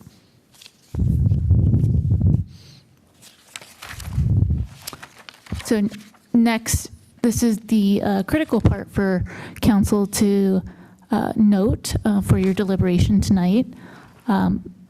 As mentioned, Athens is seeking a rate increase of 1% for 3 consecutive years. Now it is their burden of proof to show that an event occurred or will occur that meets 2 criteria, and these are set forth in section 4.082 of the contract.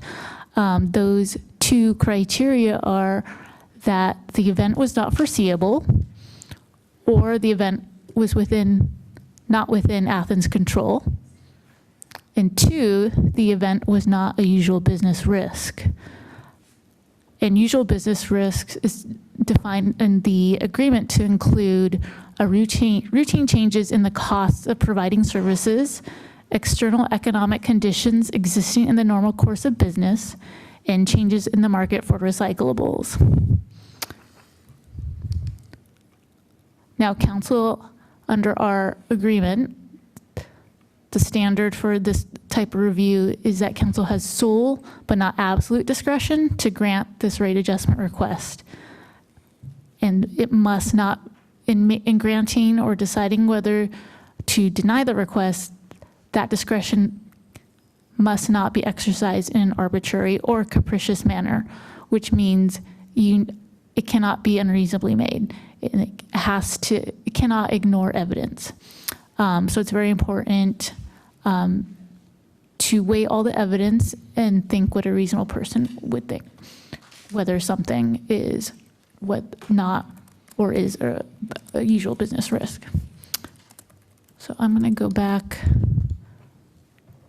here just to remind you quickly. Just to remind you quickly of the 2 criteria that council must consider. The event was not foreseeable or within Athens' control, and then 2, the event was not a usual business risk. And with that, I will turn this to a representative from Athens who will give their presentation as to why a rate increase is justified. Good evening, Rhonda Guthrie. Thank you, Monica. Thank you, Bruce, for your presentation. Good evening, Mayor Juarez, members of the City Council, and city staff. My name is Rhonda Guthrie, and I'm Vice President of Government Affairs with Athens Services. I also wanted to take a moment to introduce the rest of our team here tonight, our Senior Vice President of Government Affairs, Mario Archaga, Paul Yanez, our Division Vice President in Ventura County, and Crystal Evans, our Community Relations Manager. I would first like to thank city staff and the ad hoc committee members, Councilmember Chavez and Vice Mayor Crosswhite, for all of your work in analyzing our request before you tonight. And I can do this, right? We take great pride in our partnership with the City of Santa Paula. We take our community support very seriously, as evidenced by being named the Santa Paula Chamber of Commerce Large Business of the Year last year. I serve as a board member and executive committee member for the Santa Paula Chamber of Commerce, and our staff took part in the first 2 cohorts of the Santa Paula Future Leaders Academy. We support the great work of our local nonprofits to the tune of $50,000 every year. We live, work, shop, and volunteer in the community. We are your community partner and have implemented many service upgrades over the last few years, including a new fleet of trucks, a new street sweeper, new bins and barrels for all of our customers, and increased customer service satisfaction levels. I wanted to just provide an overview of some of those programs and services that you have in your contract here. You'll see we have bulky item pickups for our residential multifamily customers. Senior discount is offered at 10%. We have very extensive outreach and education programs, dedicated recycling coordinators here on the ground most every day working with our commercial accounts. We offer street sweeping services for the city. We host 2 HHW e-waste and compost giveaway events every year. We have a holiday tree recycling program during the holidays and a move-in, move-out collection service. And all of these programs and services are billed on a bi-monthly basis for our customers. And I also wanted to make sure everybody is aware of the service levels that are offered, so you have the best service that's offered for you. This consists of, basically small, medium, and large. You can get a 96-gallon cart at your residence, a 64-gallon cart at your residence, or a 35-gallon cart. And all three waste streams are based on the size of your trash cart. So there's a variable pricing based on the size you select for your trash cart. So as Bruce and Monica really laid out for you, Athens has been taking on increased costs for the last few years due to the citrus quarantine and unforeseen significant increases in disposal rates. We have been in discussions with city staff and the ad hoc committee to discuss the best way to recover these cost impacts. The proposal before you this evening is a culmination of those discussions and came after thoughtful consideration and good faith negotiations. We have met with city staff and the ad hoc committee on numerous occasions and came before city council last August. We have significantly modified our request to 1% increases spread out over 3 years. We believe this will cover the unexpected, unprecedented, and unforeseen cost impacts to Athens related to the citrus quarantine and the significant increase in disposal fees, while minimizing increases to rates. We have taken great strides to mitigate any rate impacts by finding other local disposal options for the city's organics waste, adjusting routes for better efficiency, and significantly reducing our requests based on feedback from the ad hoc committee. As you recall, and as was mentioned previously, this citrus quarantine was declared by the California Department of Food and Agriculture that covered the city of Santa Paula back in October of 2023 due to the HLB citrus disease. The Del Norte Recycling Center stopped accepting green waste from Santa Paula as they were not certified to do so. In turn, we rerouted this material to Crown Recycling in Sun Valley due to no other local facilities available at that time. This led to higher costs for labor, fuel, maintenance, and disposal. These costs were incurred from October 2023 through May of 2025, when we were able to find a local facility that could take this waste stream. The citrus quarantine that led to a change in our operations plan was outside of Athens' control, not a usual business risk, and not reasonably foreseeable. As to the second portion of the request, due to disposal cost increases, as you can clearly see in this chart, we saw very significant rate increases at the Del Norte Regional Recycling and Transfer Station that were unforeseen and not within our control starting in July of 2024. You'll see recycling increased from $0 to $48.26. That's inclusive of the $4 out-of-city fee. While intermittent tipping fee increases are not uncommon, the size of these increases is unprecedented. This was not foreseeable, routine, or within the normal course of business. And this is a little bit small, but I wanted to show you what the rate impact looks like for the request before you this evening. And as we've discussed, there's a lot that goes into a rate. The programs and services that I talked about, the franchise fees, major capital improvements, disposal rates, and local ordinances and state laws that can certainly change or come our way. Again, after 18 months of good faith negotiations, we have been able to reduce our request to 1% over 3 years. This ranges from 32 cents to 47 cents per month over the 3 years, depending on your service level. And we can come back to this if you need to analyze a little bit more, or if you have any questions. And then I want to take the opportunity to again mention SB 1383 in this discussion, because this legislation has been a real game changer in how we collect, process, dispose, and report on the impacts of reducing methane emissions from landfills. SB 1383 is a state law aimed at reducing the amount of organic waste, including food waste, sent to landfills, and to recover edible food that would otherwise be sent to landfills. The SB 1383 regulations require all businesses, multifamily properties, and residents to subscribe to organic waste collection services. The regulations became effective January 1, 2022. And we are very proud to say that Santa Paula was the second city in the county to be SB 1383 compliant. And guess what? The first city was also another Athens customer. And then I did just want to end on another great partnership that's part of this contract we have with you. We are happy to partner with the city every year on our annual Recycling All-Star Awards. Last year, we honored Foster's Freeze and Blanchard Community Library for the outstanding job they are doing with recycling. And we look forward to announcing our next group of Recycling All-Stars in the next few months. And I'm happy to answer any questions you may have. Thank you very much for your presentation. Does any council member have any questions of Rhonda Guthrie or Monica Castillo or Bruce Belushi?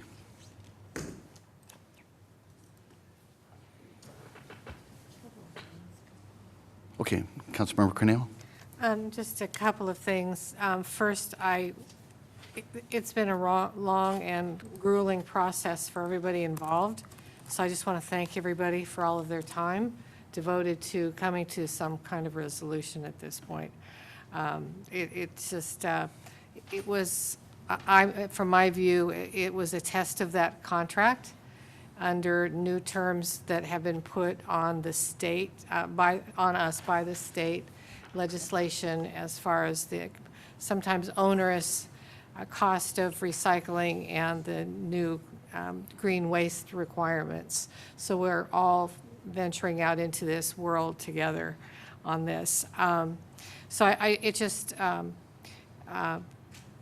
We were hit hard and kind of shocked last fall when we were having the presentations as council and seeing the potential cost to our residents. And so the fact that everyone just dove back in to try and work out a good agreement that was amenable to everybody and fair, it is a tribute to everybody's effort. Had we agreed last year, it wouldn't have gone as well, I think. And so I just, want to make those comments and generally over this. Truly, I thank staff, especially and the ad hoc committee, for all the work devoted to this, to sort this out and actually work on getting a better contract going forward. I did want to, just a quick question for our city attorney Castillo. Are these changes that were just presented to us already approved through Athens? Or are this has all been run through and discussed? Yes, they have been. The one in the red line has Kind of been. last minute, so I just want to make sure Yes. it's has run through all the channels. And I think that's all I wanted to say at this point. Thank you. Thank you, Councilmember Cornell. Anyone else? Okay. I have a question. Can you, Rhonda, can you repeat what the monthly increase is for 96-gallon? Sure. Yes, Councilmember Chavez, I don't know if they have it up still, but I can look at my. So in year one of the increase, we would be looking at the 96 gallon particularly, 41 cents a month increase. Year two, it would be 44 cents, and year three, 47 cents. Thank you for that. I do want to comment, I wanted to make sure that I was part of this process because I wanted to, at the end of the day, do whatever I could to represent the interests of the community. And through this negotiation process, which is quite complex, we have to make very narrow decisions and based on some parameters. I can't just vote for something because of my personal belief that families are going through financial hardship in tough economic times. I have to really make a decision based on the parameters set in analyzing the unforeseeable circumstances that have been presented. And so I do want to say that we've come a long way through this process from where we started and where we ended. And I do feel that there was good faith on both sides throughout the process that led us to a better place. Everyone looking out for for finding some common ground. And so these are things that are not easy. We don't just sit here to make decisions that are simple and non-controversial, but these are things that impact us all, and especially the ratepayers that are the ones that are paying the monthly fees here. And so I do want to thank both staff and everyone involved in the process, including my fellow council member, Vice Mayor Crosswhite, because we did ask some very difficult questions. We went back and forth many, many, many times because we wanted to make sure that we were looking out for us, the city's best interest, our ratepayers, but we also were confined to understanding that things have to be fair at the end of the day. And there is unforeseeable circumstances that happen that are out of control of normal business practices. And so I want folks to understand that it's not a simple decision that's being made tonight. And I think we all understand these things, and we have to weigh these decisions and their impact on our community. And so I just wanted to make that statement. Thank you, Councilmember Chavez. Anyone else? I just want to echo and say thank you to both Councilmember Chavez and Vice Mayor Crosswhite for being a part of the ad hoc committee, for Athens staff and other city staff who put in time and effort and all the back and forth and everything that it took to get here. Thank you. The presentation from city staff and from you, Rondi, thank you for the breakdown of how much it's going to be. I remember that that was something that was important to me. So I appreciate that because I think it makes it very clear to people that are watching or that will get the notice that there's going to be an increase, what it looks like month to month as far as a change or an increase, because anytime you hear increase, I think people worry. So thank you for including that. I think that that's very important for everyone to see. And just again, thank you for the good faith that was put forward by everybody, and I'm glad that we are back here in a good place. Vice Mayor. And just one comment on because the numbers were put up there monthly, just a reminder that your bill is billed bi-monthly. So if you get your bill and you do the math, if this were to all go through, and you're like, but you said it was going to be 41 cents, just remember, you only get a bill every other month, which means 2 months come together, which is part of why things don't all, like, sometimes I think we forget. It's like there's so many bills and there's so many things, and it's like, oh, you pay it, and it's like, oh, it's been 2 months. So just a reminder that the bills do come just once every other month, at least for residential. And so those numbers are for the monthly rate, but you would see double that on your bi-monthly bill. Anyone else? Oh, Councilmember Cornell. Just quickly to reiterate, the extra time taken to analyze and find ways to make this more cost-effective for the residents did come out for a better agreement for the residents than if we had just gone ahead and moved forward last year. So it has taken a lot of time, a lot of effort, a lot of consideration from all parties. And so I'm very appreciative of all of that, that extra work that was done for everyone. Anyone else? All right. 2 questions and a comment. If this is approved under bullet item number 2, it talks about if this were to pass, it would trigger a Prop 218, and it says here that Athens to reimburse the city for Prop 218 costs up to $30,000. City manager and the attorney, in your experience, has Prop 218 ever exceeded $30,000? Or could it? No. Okay, so if it did, though, I guess. We anticipate the costs probably in the $12,000 to $20,000 range. Very good. Okay, thank you. And the second question is for the benefit of the public. Could you please describe what Prop 218 is? You want to do that, or? Sure. So the Prop 218 process is a way for the property owners to be given at least 45 days notice of a hearing where they can lodge a protest for a rate increase. And if there is majority protest, then the rate increase does not go into effect. All right, well, thank you. And again, I just want to mirror what other council members have said. This has taken a tremendous amount of time. Athens, your personnel, your time is your time, and our staff took a tremendous amount of time. And hopefully, everybody understands that everybody did this, so it's beneficial to everyone. And so we'll see where it goes here in just a few seconds. So with that, is there any more discussion? If not, I'll entertain a motion. I think it's five-part. Do you want me to pull up that slide again for, Oh, with the red line version? no, suggested action? Here you go. Yeah. Yeah, go ahead.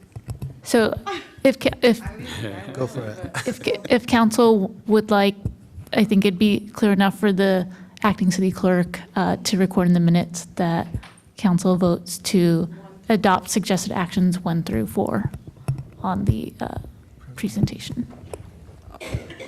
I will make the motion then for us to adopt suggested actions 1 through 4.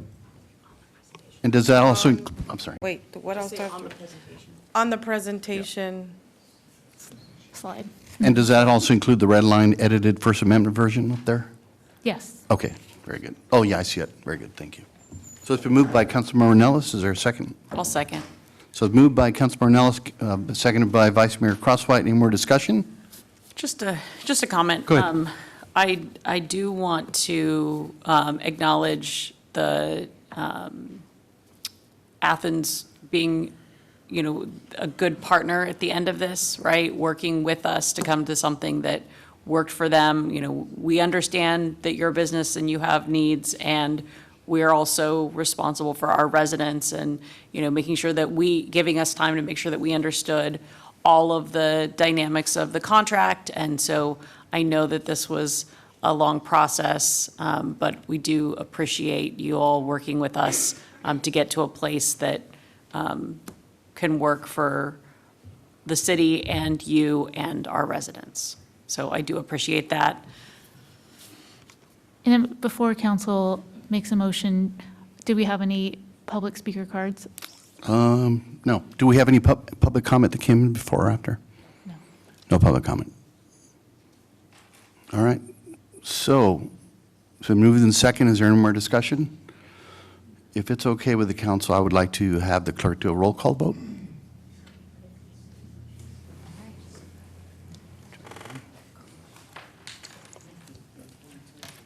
Councilmember Chavez? Yes. Councilmember Cornejo? Yes. Councilmember Ornelas? Yes. Vice Mayor Crosswhite? Yes. And Mayor Juarez? Yes.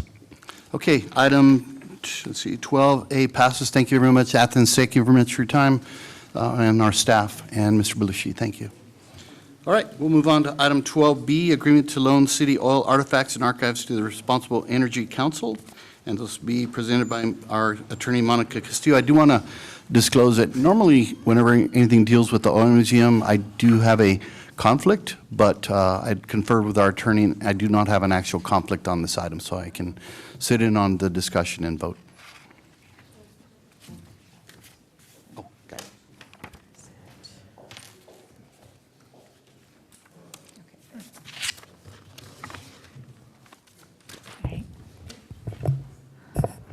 Thank you, Mayor, Council. No presentation for you today.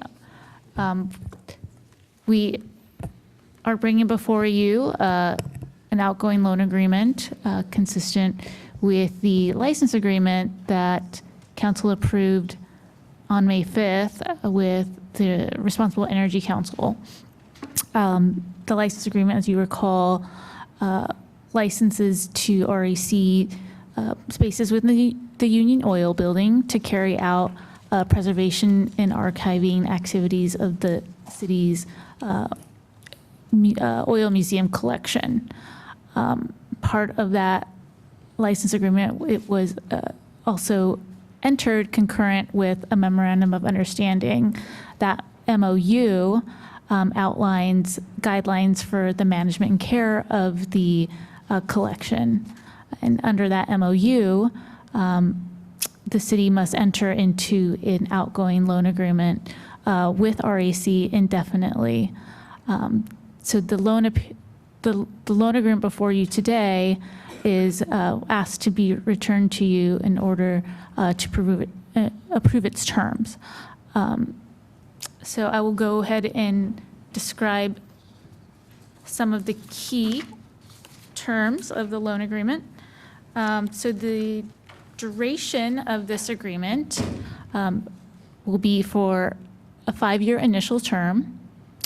The loan agreement will be indefinite, but the initial period will be 2 years to complete an inventory of all the collection items, inclusive, in addition to a 90-day period beginning with the effective date of the license agreement. The license agreement went into effect on May 5th. So RAC would have 2 years plus 90 days to complete its inventory. The 90 days is intended to give them time to relocate artifacts from the ground floor and onboard its archiving team. Under the loan agreement, while in effect, RAC is going to be obligated to certain care standards.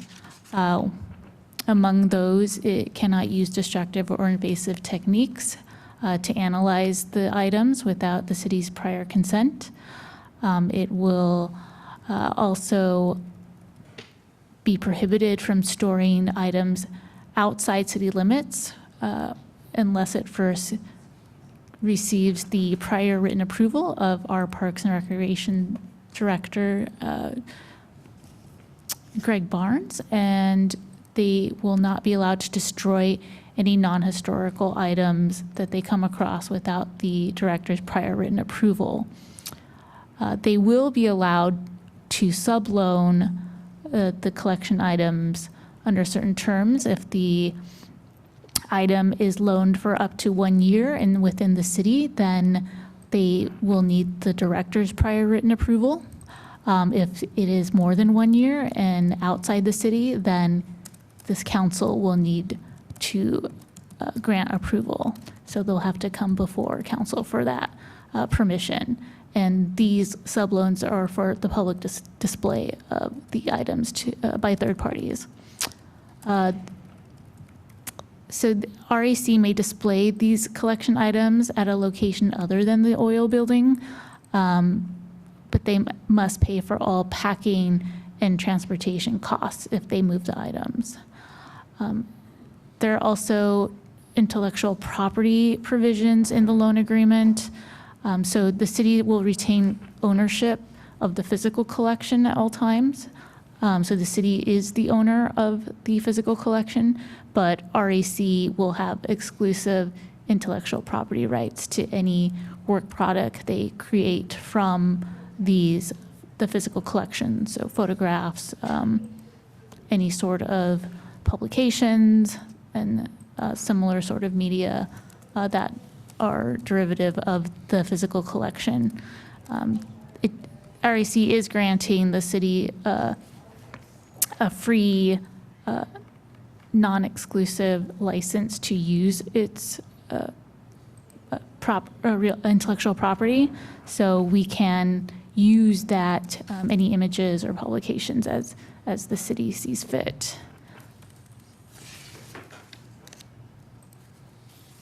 And RAC will also be required to credit to the city of Santa Paula any of the items on display, either in publications or in museum exhibits. And RAC will give the city a hard copy or electronic copy of any publications where the items are mentioned. The loan agreement will terminate if RAC ceases its operations or if RAC fails to cure a violation of the license or MOU within a reasonable time. If terminated, then the items are returned to the city. If that will conclude my presentation, and if you have any questions about the agreement, I can answer those, and we also have representatives from REC here. Thank you, Attorney Monica Castillo. Any questions for counsel for the attorney? I'm okay if we hear the public comment first. Okay. All right, so I have three public comment cards from REC. First will be Olivia Simonson, followed by Justin Campbell.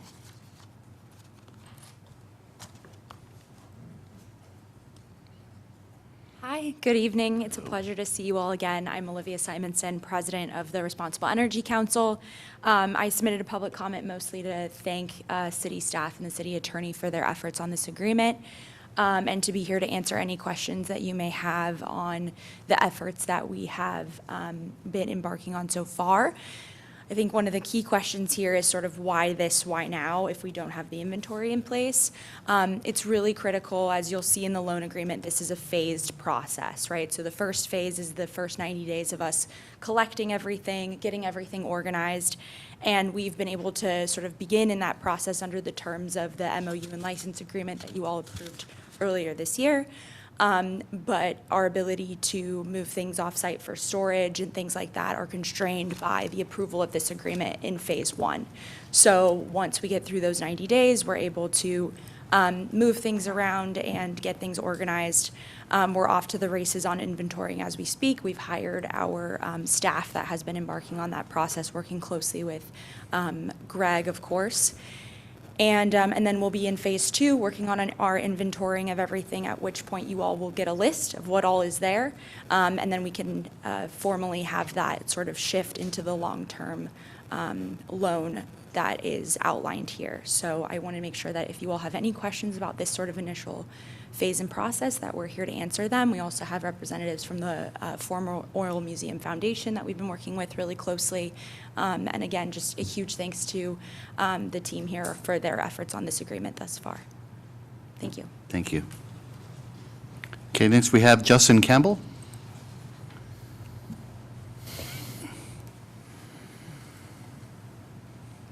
Good evening, Mayor, City Council, and City staff. My name is Justin Campbell, and I'm the president of the California Oil Museum, the former operator of the museum.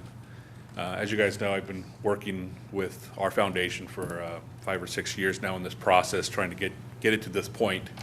This represents a final chapter in our foundation. We've held steadfast, have worked with the city staff to find a good partner. We're happy with what REC is doing. Things are moving forward. There's good progress being made. Once this approval is made, our foundation can take a step back and let the REC do what they're doing. We feel like it's in good hands. Once the REC and this agreement is made, our foundation will be taking a step back, and over the next year, will likely dissolve our foundation, let REC kind of take everything and run with it. We'll be there in the background to help and support them move forward, but from here on, we're here to support the REC, and yeah. And also just wanted to say thanks to the city staff for working with us through this process. Our foundation is grateful that you all have made thoughtful decisions and had worked through this process for the last few years, and we're confident that we've all made the right decision here. Thank you, Mr. Campbell. Okay, now we have Tim True.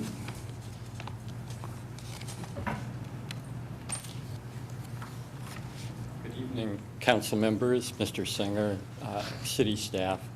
I've been before you before here in support of the REC and their proposed use of the building. That's why I'm here again tonight. I'm also the board member and vice president of the California Oil Museum Foundation, and we've worked closely, as Mr. Campbell said, with the REC to try to facilitate, the changeover of the guard, so to speak, of the collection in the Union Oil building. So this is the loan agreement before you tonight is important in order to really kick off this transition where the REC can step in now and clear the first floor, get the building ready for use, and store the material and then eventually start inventorying it. So I think this is a critical point tonight, and would ask the council to make approval. And as Mr. Campbell mentioned, he and I will continue to support the rec even after our foundation dissolves. We'll be there to support the rec and help with the transition as they continue to move forward. So I want to thank the council again. It's been quite an endeavor to get to this point, and I'm grateful for everything you've done. Thank you. Thank you very much, Mr. True. Any question from council of our city attorney, Monica Castillo, or Olivia Simonson, Justin Campbell, or Tim True? I have a question for the city manager. Sure, go ahead, I Councilman know Shaw. that you had mentioned, Mr. Singer, that you were looking at the common practices for archiving and getting guidance from the Museum of Ventura County. How did that go? Yeah, the agreement that you have before you is really largely based on the information that they shared with us, which they did say was a best practice, so. Good. All right. It was helpful to have that guidance. Thank you. Any other questions for staff or REC? Not so much a question, but just a, well, actually, no, maybe this is a question. So Mr. Singer, so when the Museum of Ventura County does these loan agreements, there's essentially no termination in them. Is that? I believe that's mostly the case. There are loans and donations that do specify time periods. So it wouldn't be fair to say it's universally the case. But that there are strings attached as well. Now, we've added some. That was part of the negotiations.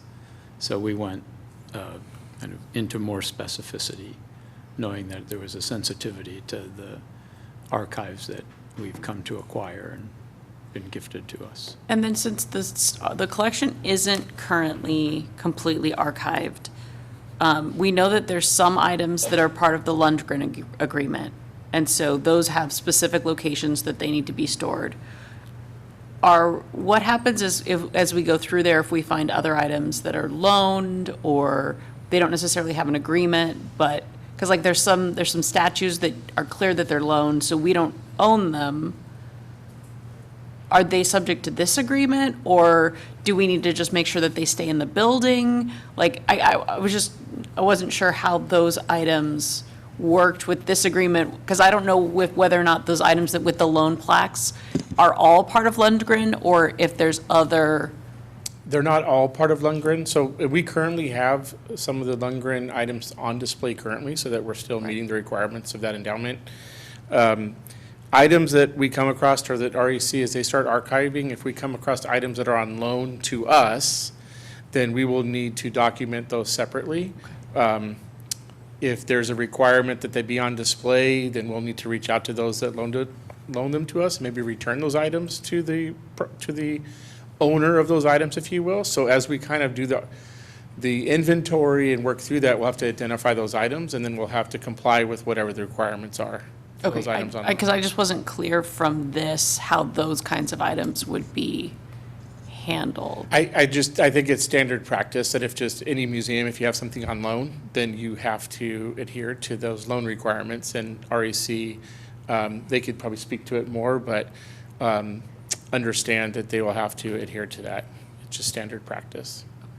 And we have items, quite frankly, that have been loaned to us by residents. Well, that's kind of what I was.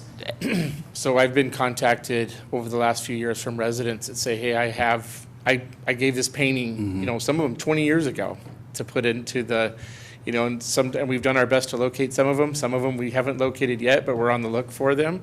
But there's also a burden of proof. Like there has to be some documentation. Telling us that you gave us something isn't a burden of proof that you're the owner of it. So, we'll have to, it's kind of like that paper trail that we'll have to follow. Okay, so that'll be part of the archival process, is to sort of determine, and so this will specifically apply to the items that we own.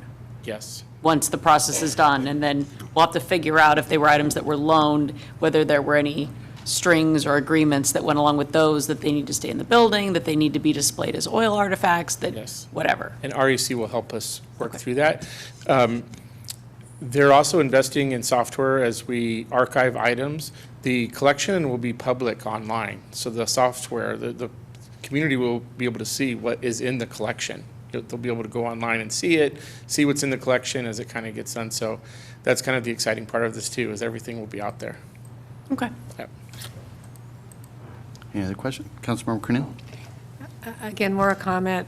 It just seems like tonight we're thanking staff an awful lot for some well-deserved time for all the things that we ask of them. And this has also been a long-coming project.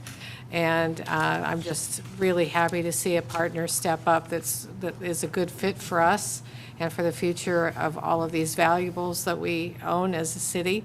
And I see that the city had a hand in it a little bit, saying you can loan it out, but not all. If it's for a long time, the council wants to approve it. So we still want to feel that oversight as well, instead of just let her go. So I just appreciate all the effort and work. Again, we've just got an amazing staff, amazing partners that care about our city, and I'm just really pleased that we've come to this point with this project. Mr. Mayor, can I make a motion? Let me make wanna one say quick something comment. first? So to the staff from REC, and I heard Tim True call it REC. First thing that came to my mind was REECK, but no, it's REC. But no, I've worked with you folks for a while, and, you know, we were diligent when we first went in and tried to determine who belonged to who, and we had different piles of where we went, and an unknown. And, you know, it's understood that nothing leaves a building unless the director says so, even if it's trash. We just want to make sure that the items that are in there, that we try to return it to its rightful owner or try to find the owner. And with the Historical Society, when we accession items, you know, we have either it's a restricted or non-restricted gift. So if it's restricted, they put the restrictions in. If it's unrestricted, then if it's something that you can't prove the provenance of it, then you dispose of it. So, but again, I want to thank all the efforts and time that you folks have taken, and all of our staff as well. Greg, you've taken a tremendous amount of time. Thank you very much, and all your staff that's always up there and doing stuff. So thank you. Do you want to make a motion? All right, with that said, Mr. Mayor, motion to approve a loan agreement with the Responsible Energy Council to implement the memorandum of understanding with REC for the content management care of the city's holdings of oil artifacts and documents. Authorize the city manager to execute the loan agreement. All right, moved by Councilmember Chavez. Is there a second? Second. And second by Councilmember Cornell. Any discussion? All right, seeing none, all in favor say aye. Aye. Anyone opposed? All right, REC, thank you very much for your time this evening, and staff as well. Thank you. We now move on to item 12C, unless, does anybody need a break? No, let's go. Go through? All right, thank you very much. Yes, 10 up 2. Thank you very much. Okay, we move on to 12C, contracts extension with Spirit of Santa Paula for homeless shelter services and letter of intent with Rescue Mission Alliance. Okay, and this is going to be presented by our Community Economic Development Director, James Mason, and I believe others as well. Thank you, Mayor and Council. So what you have before you is staff report and 3 documents, really asking for council action on 3 things. One is to approve an amended MOU with the county and Fillmore. Number 2 is to amend the operational agreement with Spirit of Santa Paula. And number 3 is to accept a draft letter of intent from Rescue Mission Alliance. What the 2 requests, first 2 requests really relate to extending the existing agreement, which was to expire on June 30th to October 1st. The caveat to that is we do have funding for another year with Spirit should we have decided to go in that direction. So this is not a fiscal impact based on our anticipation, but it is kind of procedural process. Moving through that, the amounts that we would have are prorated based on that three-month period. So based on the original amounts that were assigned, $200,000 per year from the city, $150,000 a year from Fillmore, and a match of those two things of $350,000 from the county, which is a total of $700,000. So the prorating of that for those months would be $37,500 for Fillmore, $50,000 for the city of Santa Paula, and $87,500 from the county for that 3-month period. If council decides to move forward with that part of it, the reason for this is an extension. We originally, Spirit was working with Rescue Mission Alliance to try and take over operations July 1st, but it's going to take some more time for us to put together an agreement to work with the city of Fillmore and the county to get an approved MOU that involves that transfer of responsibility to Rescue Mission Alliance. And this letter of intent is really a placeholder. And you'll see within the letter of intent, it really mirrors the existing documents, the MOU with the county and Fillmore, and the operational agreement. So the only difference in this is there's a request for a 3-year period to have that transition of RMA taking over and for them to work into a place to be sustainable.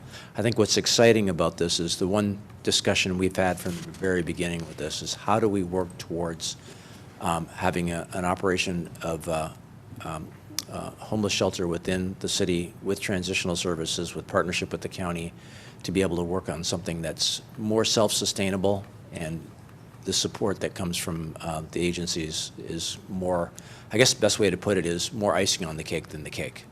So we want to work towards that.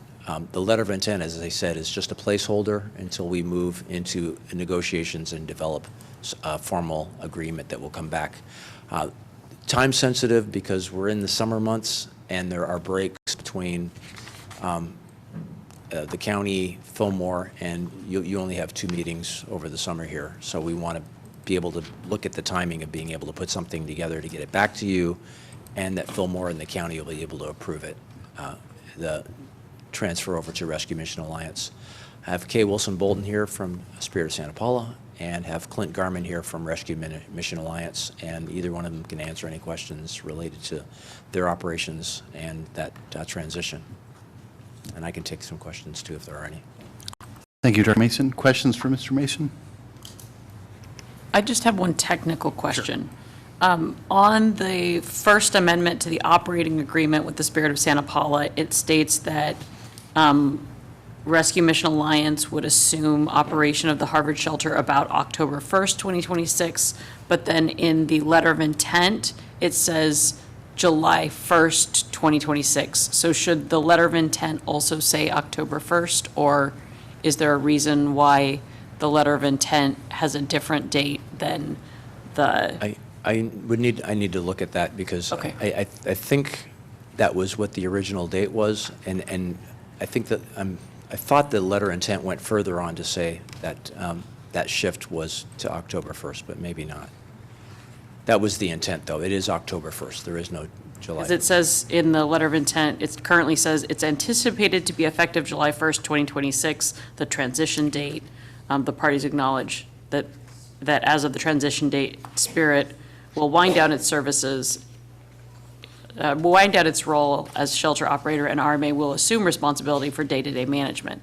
So I assume that October that should be 1st. October 1st? You are correct. In the background or the write-up from staff, it mentions that, but it doesn't say so, Right, and as I you think it say just in the didn't get paperwork. updated on that document. So unless there's a reason, I mean, it can be an earlier date, I'm fine with that, but it doesn't seem like it will be July 1st, so. No, the whole- If they want it to say September 1st, I mean, it's a letter of intent, but, We should amend it. but it probably shouldn't be July. Yeah, because it's our letter of intent to the parties, and so we should have it say out. It's a good catch. Would your preference be October? I mean, let's get it. I'm seeing a potential future shelter operator saying, yes, October 1st, so we'll just make sure that those dates are all in alignment. Which was the whole intent of us Yeah, coming. it's on page 281 of the packet, or page 1 of 5 of the, of the letter of intent. Thank you. And the narrative is on page 266, talking about how they realize that date is no longer achievable and have now agreed to Oh. October 1st. So that would just mean correcting the documents to show the same. Thank you, Mr. Mason. Any other questions for Director Mason? Does anybody have any questions of either Kay Wilson or Clinton Garman? I just, maybe, I don't know if either of them would like to say anything about the transition or about the document If you'd like to. that's before us. It's up to them. It's up to you.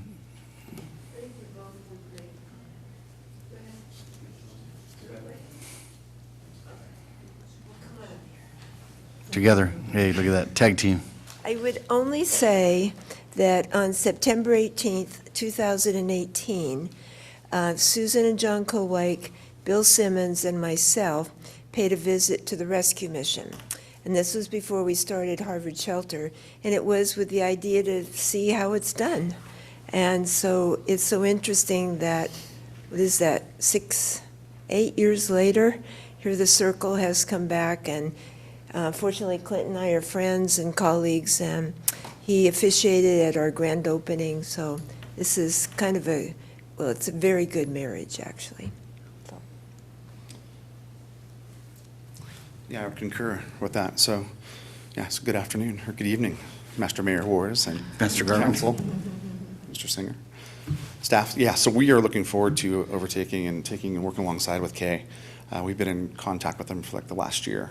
Another note, we just took over City Center in Ventura, and so that'll be effective as of July 1st. So working with Jim Duran, who you guys are all familiar with, looking forward to putting them underneath our umbrella, and we have success stories. We'll be able to work with the spirit of Santa Paula and bring it underneath our umbrella with men and women that can go through our programs. So some of our men and women that might come onto the streets and end up at the shelter, we could actually take them to Oxnard, San Fernando, or Santa Maria and put them through a recovery program. And then help them get housing and give them a full understanding of spiritual, physical, mental, and emotional health. So we're really looking forward to working together with them, so. Yes. I actually do have one question. Sure. Because Spirit has had families that have also been a part of the shelter, and I know and most other shelters don't have that. And so have you all talked about, like, will this one look different, or will the families no longer be allowed, or how will that work?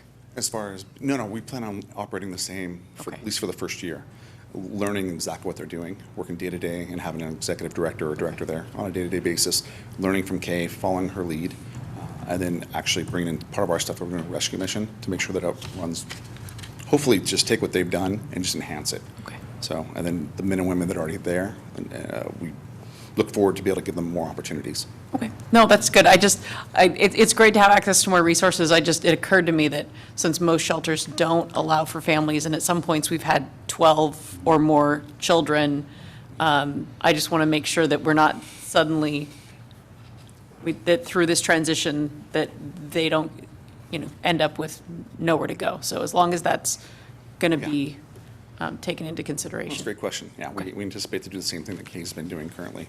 By taking over City Center also, they take families also with kids under 12, which is awesome. On top of that, we're opening a human traffic recovery center, which will be the second biggest in California, and that should open up by August 1st. And that'll take care of 60 women and kids, so that have been through significant trauma. So anybody wants to take a tour of that and see exactly what we do, take you to lunch afterwards also. So. Where is that? That'll be in Oxnard. Or where will it be? It'll be downtown Oxnard. I'll give you the exact location, just only if you come and visit. So Yeah, it has to for be secret. Yes. So, Awesome. I look forward to that. and I look forward to taking you guys. Thank you. Of course. Other questions? Oh, Councilmember Cornell. Actually, just more of a comment. Through this process of doing the MOUs, last year I tried to change the verbiage on the MOU because it was talking about the increasing problem of homelessness, and I wanted it to say continuing problem because thanks to the efforts of Rescue Mission and Spirit, the numbers are better than they were. Every one is a problem and still needs to be addressed and cared for. But I do believe that, in capable hands like those of yours, it's getting better. And realizing that when they're doing the point in time counts, that they are dropping countywide, And so it looks like the efforts that you're making and the work that you're doing and the support you're getting from the county and from the cities is making an impact on these people, and that's really important. So just wanted to bring that up. No, thank you. Thank you. And everything we're doing here tonight, we've already talked to Erica Herrera and Manuel Minhares and Fillmore. Already talked to Supervisor Long and Brian Miller, who's actually doing a lot of the legwork, and then Kimberly Albers is all behind this. So when we talk about just not just doing the 1 year, but the 3 year, just to make sure that we can have the most impact possibly we can within the Santa Clara River Valley. So. Any other questions for anyone? If not, I'd entertain a motion. Motion to, there's multiple things on here, right? Yes. Wait, one moment. Sorry to interrupt. There are some missing recitals in the first two amendments that skip prior agreements that we entered into with the other parties, the county and Fillmore. And I would like to request that council authorize staff to add those additional recitals to reflect the history of Sure. those agreements. Okay. That'll be a fourth bullet item? Yeah. Okay.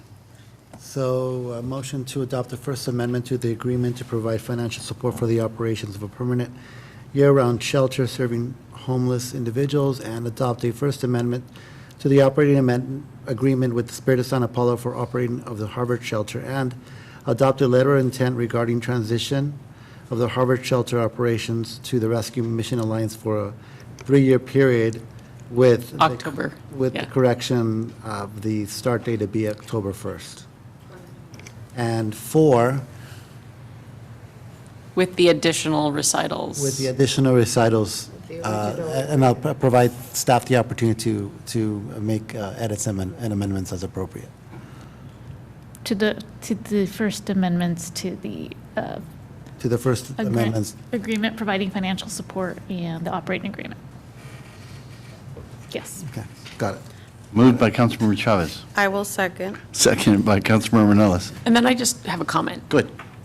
I would very much like to thank Kay Wilson Bolton. There was a time when we didn't have much of anything to help our unhoused neighbors, and this, I know, has been a labor of love for you, and I know that it has not been easy. And I just want you to know, I know that it's sometimes been very unpopular, but I want you to know that the work that you have done for all of these years is important and it's valuable and it has changed people's lives. So I know you don't like, that kind of thing, but I do really want to thank you.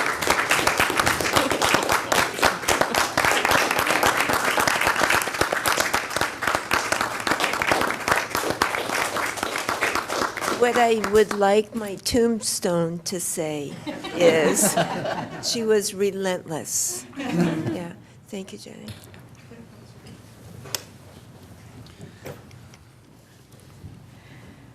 All right, I got lost here.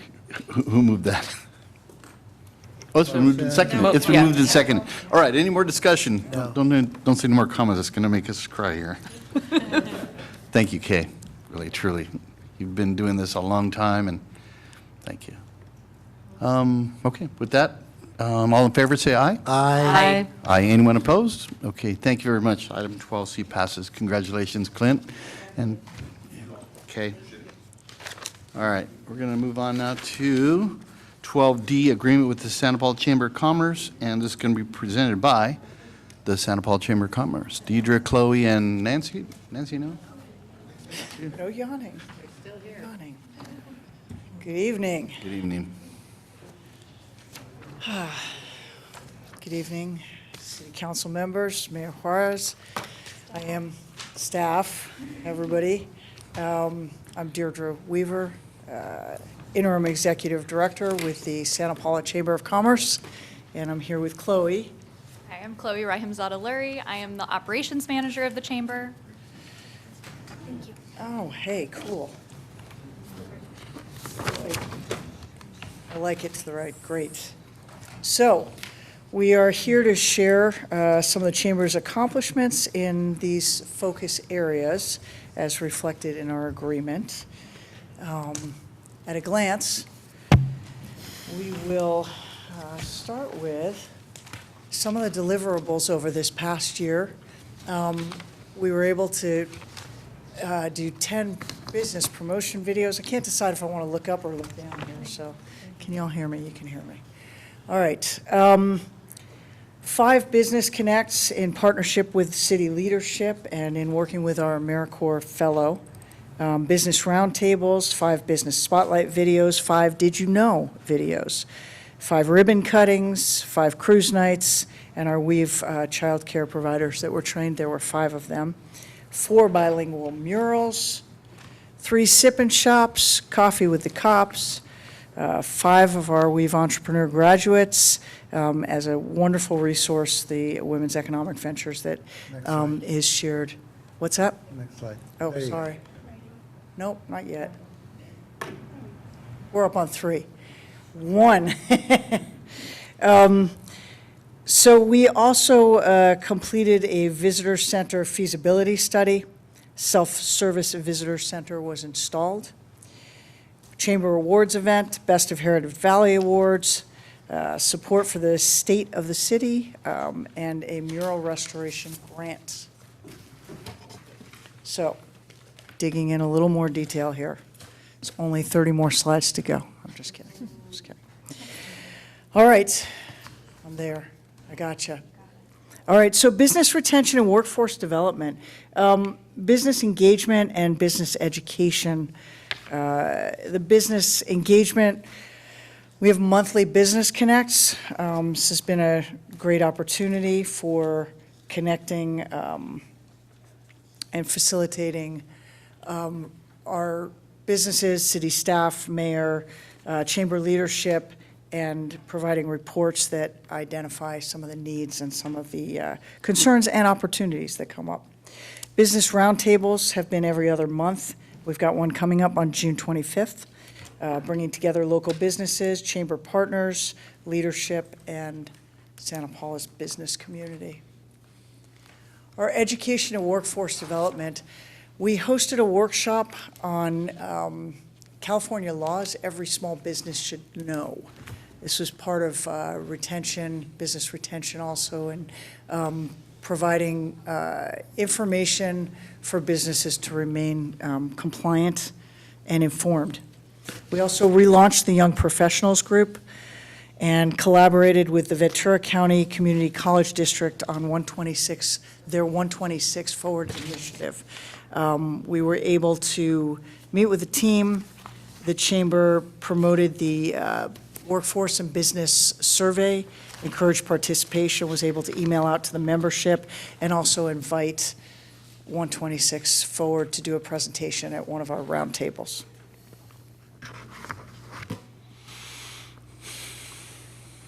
So in terms of downtown enhancement, supported, managed, and dedicated $7,500 of the annual budget in support of an AmeriCorps fellow, engaging them in assignments and projects to advance our shared downtown enhancement goals in concert with PBID, partnerships with the city, the chamber, and Parks and Rec.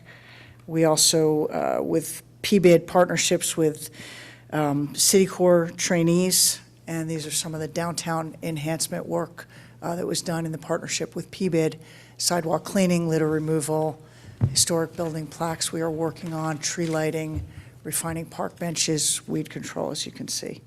Some of these up here. All right.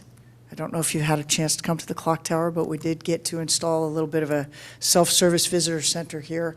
We completed a feasibility analysis for a full-service visitor center, and I think that kind of sets us up for an opportunity to continue to work with the city and explore moving from feasibility to implementation on something that could be very beneficial. Designed and installed the self-service center, and then for the business promotion videos, 5 business spotlights and 5 Did You Know, as mentioned. I'm going to pass it over to Chloe. everybody. So, I want to talk to you about the Chamber's role at State of the City. We coordinated the food and the awesome restaurants that were there passing out food as well as the beverages. We helped support event planning, and we also secured some prizes to help promote the attendee engagement in the Passport program.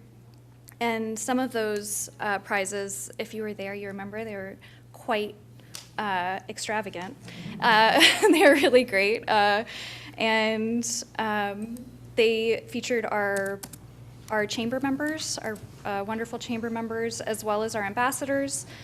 Fishing with the Finest gave away a fishing trip. Elegant Event Rentals gave away like a 50-person event rental. And Modern Estilo also donated a basket, and there's going to be a chamber mixer for that coming up tomorrow. Also, our ribbon cuttings. We've had a few since we presented last year. And you can see Planet Fitness, Sisters Asian Eatery, Wild Hair Pilates, Casa Raiz, and MT Income Taxes, as well as the Flying Spoon, which is coming up this weekend, which we're really excited about. The ribbon cutting's at 5. We also have our community-wide events, which is a nice long list. Really excited about our cruise nights that restarted again in May. And will happen again in August. Thank you. We had some mural dedication ceremonies back in August. We had our 4th annual Taste of Santa Paula, Small Business Saturday, Sip and Shop downtown, which is an active series. It'll continue into the summer and fall and winter. We also have our Best of Heritage Valley, which was super fun. And it culminated with the Chamber Awards. And we got to recognize all of our exceptional businesses as well as community members. And we're really looking forward to some updates for the next year. We also had those ribbon cuttings that I mentioned before, as well as 3 Coffee with the Cops, one of which also happened this week, which was really fun. So, we've been growing our marketing and outreach strategies. Our marketing teammates in print, digital, as well as we're moving into some radio, so that's a new avenue for us. One example was that our cruise nights, we've been noticing really, the past 2 have been really well attended, especially in May. But June, we were really worried about the conflicting date with graduation. But we did really well, and we both evenings were represented on KCLU. So that was really wonderful. So these are our media partners: Santa Paula Times, Theme Park Studios, Premium Printing, White Rabbit, Magic LLC, as well as Sunshine Socials. And so the arts remain a critical priority and remain foundational to what makes Santa Paula Santa Paula. For the new murals at the Community Center and Sports Park, the Chamber produced 4 bilingual mural info videos. And we all know that there's a lot of work to be done for the preservation of our murals, our existing murals. But this year we were able to give the Santa Paula Art Museum a grant for the restoration and management of the Discovery of Black Gold mural on the side of the Cole Creativity Center. And that project will move forward after the fire department, I think you guys already all know this, but after the fire department moves into their new building. And so we're really excited for what that could look like for preservation and restoration with those murals. And last but not least, business attraction. We're working with the city on finalizing a welcome team as well as the welcome toolkit. The chamber additions to the toolkit include some welcome materials and resource directory, member benefits, information, as well as an engagement roadmap. We're looking forward to finalizing these resources and making them available over the next year in our visitor center as well as online through the city. And some next steps are listed there as well. That's about what we've done, but here's what's coming. So what's ahead? More ribbon cuttings, as many as we can possibly do. Business Connect Monthly, business roundtables, cruise nights and community events, educational workshops. We will do the annual employment law review again, and probably a couple times, I think. We're going to bring back social media training for the businesses. It seems to be pretty important. PBID management, chamber awards, continued support for State of the City, visitor center, mural restoration work, and really working on advancing the role of being a film liaison and the opportunities to bring some of that business into the city. And thank you. All right. Thank you for your presentation. Any questions from Chloe or Deidre? I have a question for Yes. Mr. Singer. Or for Mr. Singer? Go ahead, Councilmember Chavez. Just to confirm, the contract we're approving for the second year, nothing's changed between what we did last year, right? Financially, it's yeah, the same, it's the and same. the general parameters are the same. Okay. Correct. Thanks. Yeah. Other questions? Thank you very much for your presentation. Thank you. Appreciate it. Right, any more discussion? If not, somebody want to make a motion? I would move that we authorize the city manager to enter into a professional service agreement with the Chamber of Commerce for fiscal year 26-27. Second. All right, moved by Vice Mayor Crosswhite and seconded by Councilmember Chavez. Any further discussion? Seeing none, all in favor say aye. Aye. Anyone opposed, say no. All right, it carries. Thank you very much for your presentation this evening. We're going to go back to item 10F on page 127 of the staff report. This is the adopt a resolution establishing city council meeting disruption policy in accordance with Senate Bill 707. This will be presented by, I'll go ahead and present it since our clerk Thank you. isn't here. SB 707 is the latest amendments to the Brown Act. It requires that certain eligible legislative bodies, including city councils of cities with a population of 30,000 or more, adopt a two-way telephonic or audiovisual platform for public participation by July 1st, 2026, for every open and public meeting. And as part of that, by July 1st, the city council must adopt a policy addressing disruptions to these telephonic or internet service during these meetings that prevents remote participation or access during the meeting. So what you have before you is a policy that would advise that among other measures, council must pause for an hour whenever there's a disruption to that live stream and those communications for at least an hour and make a good faith effort to restore the service. During that time, council can meet in closed session, but it may not reconvene until at least 1 hour has passed and service has been restored. And then once it's been restored, upon reconvening, council must make the findings by roll call that a good faith effort was made to restore access and that the public interest in continuing the meeting outweighs the public interest in providing remote access, or the council can adjourn the meeting. So this policy just incorporates the new disruption requirements of SB 707. If you have any questions, please let me know. questions for Attorney? Go ahead, Councilmember Cornell. It's not about the content, it's actually just a question of functionality. Are we there, or what do we have to do to get there by next year? Is this a big undertaking to get ourselves up to speed to cope with that during our meetings? Yeah, it's not a small undertaking. The good news is, in some ways, the more significant things like translation services, we were already a step ahead. Thank you, Wesley. On the technology side, we've been working with some vendors.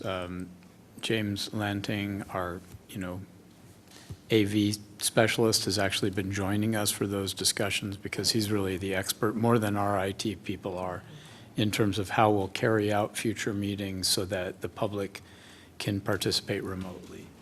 And that's the next big step for us. If we're not 100% in compliance by your meeting in July, we'll be very close. So, and most importantly, we'll be in compliance on the things that matter by that time. Thank you, appreciate that. And I guess I got, Well, if council has questions, we'll have you.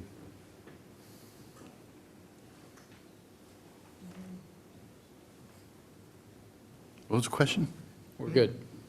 He was just offering to go into detail about. Oh, okay. Because July is around the corner, so Right, we right. wanted to kind of have an idea of what our immediate plan was. I guess we're talking about a failure of the system here, right? Correct. I mean, because we can't control, like, somebody comes home and says, hey, my internet went out all over town, or cable, right? It's Right, just. that's right. It has to stem from here. That's right. Okay, and I guess the same thing would apply if we were off-site, like the community center, if we had a failure there. Okay. Correct. And this policy will apply to any time the council is having a public meeting. So there's some complications to that. It might make, being off-site more challenging, but as with James's assistance, when we did like the cannabis discussion, he was live streaming that. So we'll get there. There's going to be more work and some expenditures, but we'll, I had a follow-up. So like the state of the city, it was agendized, but it wasn't publicized, right? it was both. So. Was it publicized live? Oh, you mean, was it streamed? Yeah, streamed. No, Okay. no. We weren't treating it as a public meeting. The purpose of adhering to the Brown Act was to make sure, since the council was gathered and talking about city business, that it was identified as a public meeting, Okay. but not because you were conducting business. Okay, but I guess in the future, is that something that may be required? We're discussing city business, it's agendized, should that be televised? And if so, Yeah, I think the point would be if you were conducting business, we would have to adhere to these policies. all right, very good. That's Sorry. correct. Vice Mayor. But, so then, like, on the state of the city, It's ceremonial. that it's ceremonial. Yeah. So would that be subject to this? I guess that's something that, we may not have all those answers, but I think we're just going to need clarity going forward on, like, if we were having a workshop, and there's certain workshops that we normally do off-site, would those also then have to have this streaming? And so I think we're just going to need to make sure that that's all. Yeah, so the Clear. exceptions to those which meetings are or not covered are listed in the policy. And that a workshop, a special meeting, a study session is not one of the exceptions to this two-way audio live stream. So there's going to be have some we looked at the logistical budget challenges. for how much extra that's going to cost? It's Okay. basically No, and- COVID. and it's not what we a- did. No, but we didn't do that for, The public engaged when it was COVID, they can call in and they could engage. I mean, that's what we need to go back to. right, but like, we've done strategic planning sometimes at a restaurant. Right. And so that would become exponentially more difficult. We might not be able to do stuff like that anymore. And we would have to be having someone there to run the two-way communication at all those meetings, which is something that we didn't budget for. Because even during COVID, we didn't offer two-way communication if we'd had a workshop, which we didn't tend to have because it was COVID and we weren't leaving our houses. But, so it's just, it'll be something maybe as you all talk about this, we'll need to get a better sense of what we think the financial costs and if there's ways that we can do some of those meetings that aren't as expensive, or what needs to be streamed or available in what ways where. So anyway. Yep. Because it seems like there are definitely going to be additional costs and the state isn't giving us additional funds to cover those additional costs. So it'll just be something important to understand. The other thing that I did mention to the city manager this week is that we're going to need a plan, because one of the things that, luckily it didn't happen in 2020, but I have experienced terrorism at meetings that were conducted in this format before, and it's fairly traumatizing. And so we're going to need to make sure that we understand how we address it if it does happen.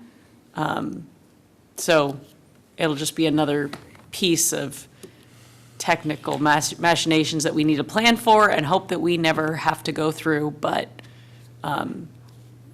be prepared in case it were to happen so that we're not figuring it out in the moment. All right. Any questions for either city attorney or city manager? It's not like we have a choice here. No, no, really. All right, I'll entertain a motion then. Oh, I just wanted to address yours. So one of the things that we would be doing for the live stream is a Zoom seminar style, so that it would be presented to the public and they would be able to raise their hand if they wanted to put any kind of comment into it. So the technology is already there, we already own it. So it'd be pretty easy to facilitate. But the questions weren't about the council doing that here. Right, They were no. about off-site meetings. Well, there was that. That would be off-site. Because we can do Zoom off-site. Yes, you can do it So anyway. we streamed the state of the city. And the only thing that we didn't add to that is their ability to be able to communicate back to us. But that's just a simple switch. So the state of the city was broadcast out to everybody. They would just have to have a public link that would allow them to be able to go into a Zoom seminar, and then from there, they could actually interact. It's the public engagement piece, and the state of the city is a ceremonial. We're just presenting information. They just have to agendize it because we're gathering, there's 5 of us gathering in the place. Right. Which is very different. I think you're talking more about like workshops that we conduct, strategic planning sessions. Yeah. If you're giving the public the opportunity to participate, then we have to have the use of that. Right, no, and I was just saying, I wasn't disagreeing with that. I was just saying that I would like to get an idea from staff on what that's going to cost us. That's all I was saying. And then I was saying that we need to make sure we have a plan in case we basically get hacked through our Zoom. I want to make sure that we have a plan for how we're going to address that so that we're not figuring it out in the moment. And we can talk more offline about that, because I've been through it twice and I don't know how that works. I don't know how they get through, because we were using presentation format and they have highly advanced tech, and it still happened and we still had to shut everything down and pause the meeting until we could get it all fixed. So I just want to make sure that we plan for that and have a sense of the cost. yeah. Thank you for that information. You didn't change the camera, so everybody's looking at your back. I know. So if you turn around and tell us who you are. You're James. No, not just. James Lantine, right? Okay, all right. Thank you. All right. Anything else? Anyone want to make a motion? No? I would move approval of item 10F. Second. All right, moved by Vice Mayor Crosswhite, second by Councilman Chavez. Any discussion? All in favor, say aye. Aye. Aye. Anyone opposed? Okay, passes. Thank you. We are now at future agenda items. City Manager? Oh, as I noted earlier, you won't meet again for a regular meeting until July. Council will have an opportunity, though, to go into closed session on city manager performance evaluation next week, and possibly the week after if needed.